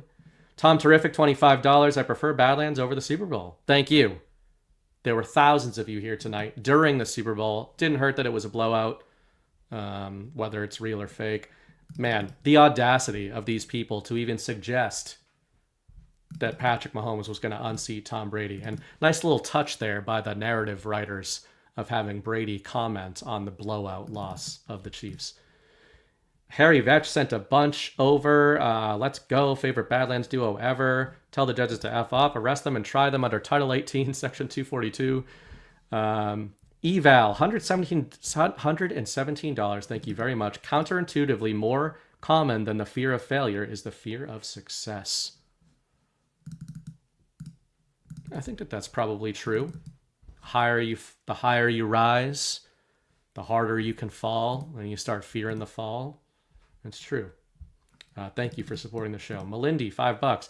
Dark theme, please, BB. All of our eyes, thank you. I can't... You mean because of Patrick's background or his head was blinding everybody? I don't think I can make this a dark background. So I don't know. I have to do that on your end. Dragonfly Sister sent $100 over. Your tiles are growing, Patrick. Love them. Happy Friday. Yeah, Patrick's. If you convinced me that he had been abducted by the Nazis at NASA and put into like some sort of little module where they film their space performances, I might agree. I might think that they did. Luch the dog got kicked out of the airport in Sacramento for pulling my mask down so that ticket counter lady with her BLM pin could read my lips. I suspect I may be on a no-fly list. That's okay. Some Badlanders are on no-fly lists. Melindy, recent piece from Keschel seems encouraging. Seth Keschel. I was speaking to Captain Seth Keschel recently. He may even do a little bit of writing for the Badlands Substack. So I'll drop this in the chat. The fast approaching executive battle for America's elections. He put this out. Keschel's a good dude, friend of Badlands. Zerno defects. The insane number of childhood vaccines creating so many autists backfired on the deep state in a very ironic way. I totally agree with you and have thought of that as one of God's little whiplashes on them. Also says Deus Ex is one of the greatest video games of all time and had an insane number of red pills in it that have been coming true at a rapid pace. I have played one of those games, and I agree with you. Andy Artist, $20. I prefer the narrative over Super Bowl and the halftime show. Thank you very much. Melindy, Chris Paul just used the term soft right. LOL. That's, yeah, and what I saw him commenting on earlier, I don't know if this is related to that, but I get it. I get what him and John are saying when it's like you see, it's not to be cynical, but I do think it's fair to point out that sometimes, you know, if the same audience that's talking about like satanic pedophiles in Hollywood is then cheering when Brad Pitt says something based, I think it's okay to cheer for that as long as you're able to be honest with yourself and say that you're cheering for the idea that the central narrative has moved, that the mind has moved to the point where these people feel like they're being forced. Chris says that was a repost of Poso, unfortunately, so that's unfortunate. But I also think that you've got to engage with the other side of that, which is that you really need to reverse engineer why you're cheering for things. And if you were one of the people being like, they're all Satanists, they're all the deep state, and now you see that they're America first all of a sudden, you know, just don't forget that stuff, right? Like, we can cheer that they've been forced into this narrative position, but we shouldn't be trying to reframe them all as white hats. You know, there's a little bit of, you got to be careful that you don't become soft right. I don't like that now that I know that it was Pasovic. Just kidding. People get upset about that. AH13. Okay, guys, panic in DC. Q movie marquee is going on with USAID. Will the dismantling of the DOE be guardians of the pedophile? Stay tuned. Who knows? I think it's probably going to come through more of the P. Diddy type of stuff, like those sorts of narrative disclosures. Gallant one, $10. Mr. Bright, I'm an ardent, proud Trump supporter. I watch every show you're on. I have a Prius. All right. I mean, you can't be doing that. I'm trying to be nice. But you can't be doing that. You can't be doing that anymore. It's 2025. Rambly on. Read Transformation of America. Implicates both sides. It's a biography of what the government did to her. To her. Oh, did to America. Hey, I've said a million times, Chris has said this as well, as former liberals, I think it's a big mistake to think that reforming the Republican Party is the way of the future. We're going to burn that shit down too. We do not need political parties. We don't even need a federal government in its current form. And I believe and hope that that's part of what we're seeing the beginnings of that thread unraveling. I said this at Gart Deadwood. If we get to the place that I think we need to be at, we will not care who the president of the United States is, because it will be kind of this figurehead that only really comes to the fore in very specific circumstances to enact the will of the states and by extension the people.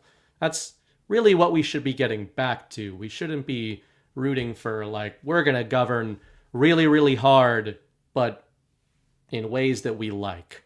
That's not the move, guys. And I don't think that that's the point of Trump taking apart the federal bureaucracy. He's not telling you to beg for more government. That's some Daily Wire shit. Lufrano, thank you for this discussion. I love fantasy fiction too. Thank you. WTBY free. Patrick, read the whole Chronicles of Narnia series with my daughter when she was young. We read every night before bed. They're truly amazing. Sure, you both will, but read with your kids young. Definitely will be reading with my son.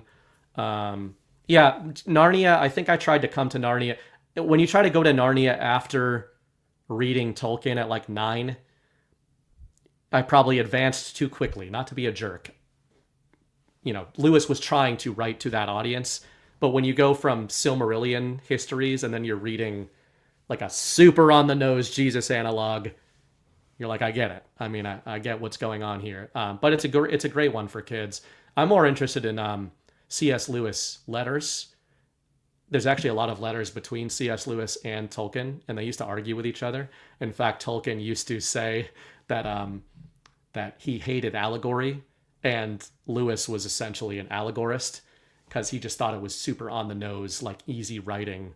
So I think a lot of Tolkien's spiritual belief is threaded into his fiction in kind of an organic way, where, in my view, C.S. Lewis was like, Jesus, he's a lion now. And Satan, this is a witch. And again, it's good for kids. I don't know that there's that much going on there. But you should read to your kids. WTBY free, I read that. Melindy, have you gotten Jordan scheduled yet? I have not, but I will. Pretty soon. I don't know if I'm going to tell you guys who my guest is for next week, but you're going to want to watch it. Melindy, when you pulled up the Zero Hedge page, we were all blinded by the... Oh, that's what you're talking about. I get it. Okay. Pulled up the Zero Hedge page. Smay60, still cheap, but how about Badlands expanding into a literary journal as well for Badlander stories or works? On that note, I'm not ready to announce things yet. I hope you guys support this journey. I've hinted before, I was a writer. I was a fiction writer. A lot of my stuff is tied up in rights situations that I sold my rights. I signed with publishers back in the day. Kind of regret doing that because of certain things that happened in the business world. Had my little cancellation happen to me quite a while ago. My publisher was not involved in that, but it did affect my career. I have a couple of series. One of them is a very big series that I'm still working on getting the rights back to, but I'm en route to that. But I do have one that I did secure the rights to. I actually have the contract in my email that was sent to me during this show, and I've got the rights back to one of my series, and I think it's actually the one that this audience would like the most. Kind of has to do with taking down the deep state, but in a genre fiction, very fun way. I think teenagers would like it. I think adults would like it. Think action pulp. Think like 80s action pulp. Great action scenes, stuff like that. It got some good reviews in the publishing world, and I've got those rights back, so I'd like to launch my own publishing company, which is just me and Mrs. Bright.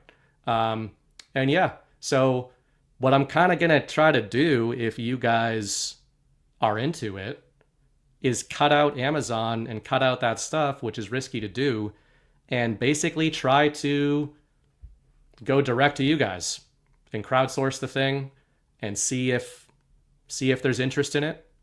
If there is, then I'll be able to form, a new independent publishing company. And if there's not, then that's okay. You guys might not be into genre fiction. You might be more into political. I know people want me to make like political books.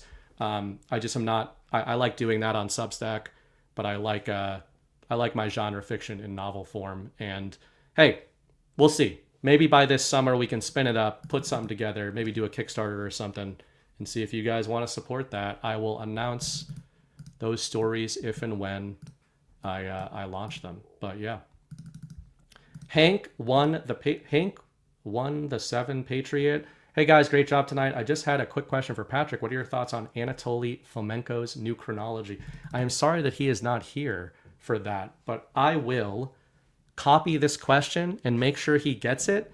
And hopefully either in a different show you're watching or maybe on social media or something, I can have him post. Maybe he can post his answer or something. But yeah.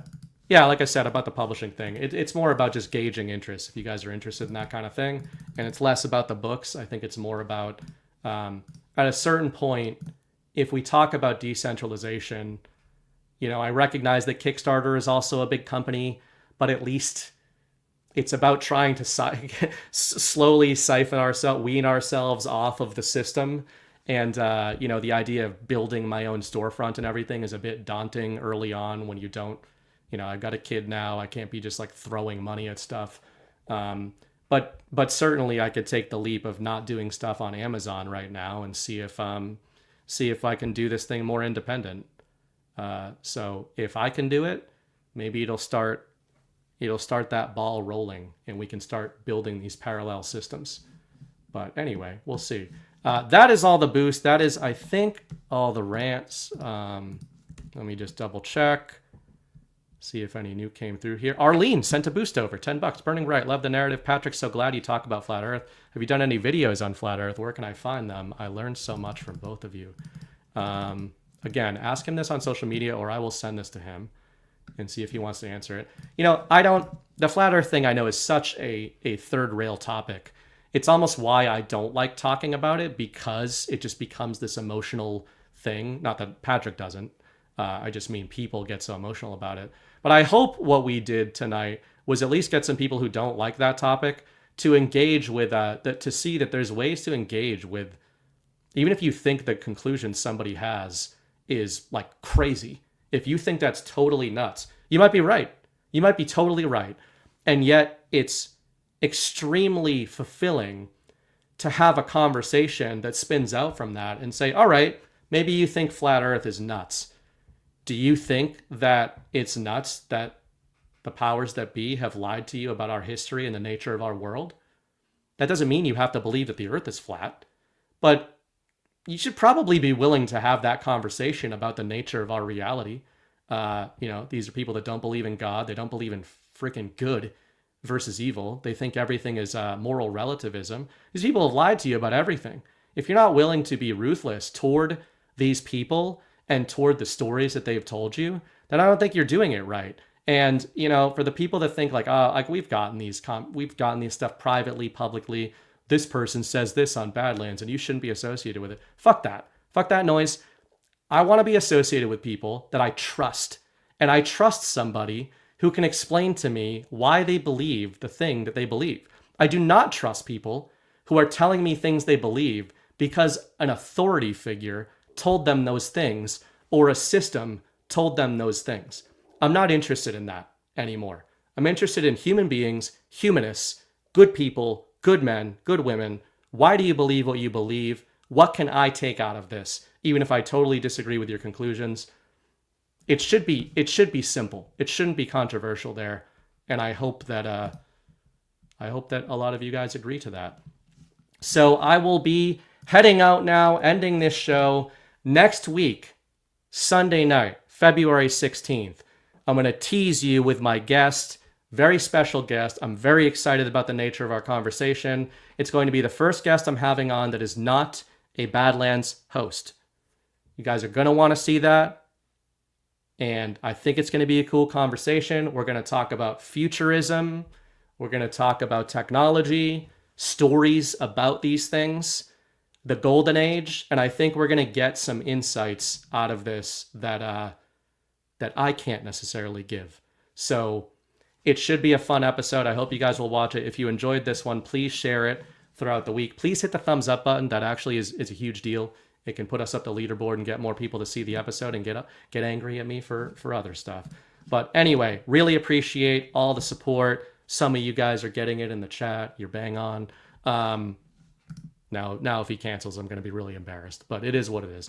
So next week should be a fun episode. Thank you so much for supporting the show. Thank you for sending the boost and the rants, etc.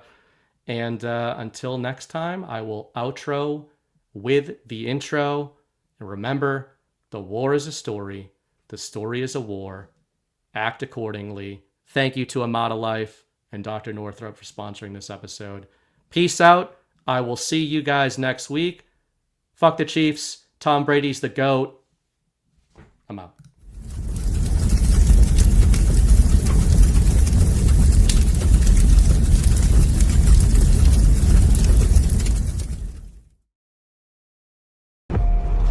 We were sleeping. I've been sleeping. I've been turning away from a truth I wanted not to face. There is a wound that won't heal at the center of the galaxy. There is a darkness reaching like rust into everything around us. We let it grow, and now it's here. How many men have you killed, Malone? I don't know. 50? 100? Countless. Countless has a nice ring to it. And how many lives have you saved? 500,000. Population of King's Landing. Tell me if your precious Randy commanded you to kill your own father and stand by while thousands of men, women, and children burned alive, would you have done it? Would you have kept your oath then? Our time has come. We prepared. We grew stronger. Were you rested in your cradle of power? You were trusted to lead the Republic. But you were deceived. You assumed no force could challenge you. And now, finally, we have returned. The visions are clear now. I see possible futures all at once. Our enemies are all around us. And in so many futures they prevail. But I do see a way. There is a narrow way through. It's not a prophecy. It's a story that you keep telling, but it's not their story, it's yours. They deserve to be led by one of their own. What your people did to this world is heartbreaking. We gave them something to hope for. That's not hope! We have survived by hiding from them, by running from them. But they are the gatekeepers. They are guarding all the doors, they are holding all the keys, which means that sooner or later, someone is going to have to fight them. I wish none of this had happened. So do all who live to see such time, but that is not for them to decide. All we have to decide is what to do with the time that is given us. Forgive me. I did not see. I have failed you all. You will bring me. Captain Armor. I do not know what strength is in my net. But I swear to you, I will not let the White City fall. Our people fail. Our people. Our people. I wish you good fortune in the wars to come.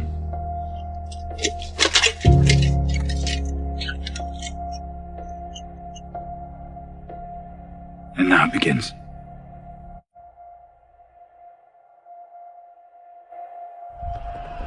No. Now it ends.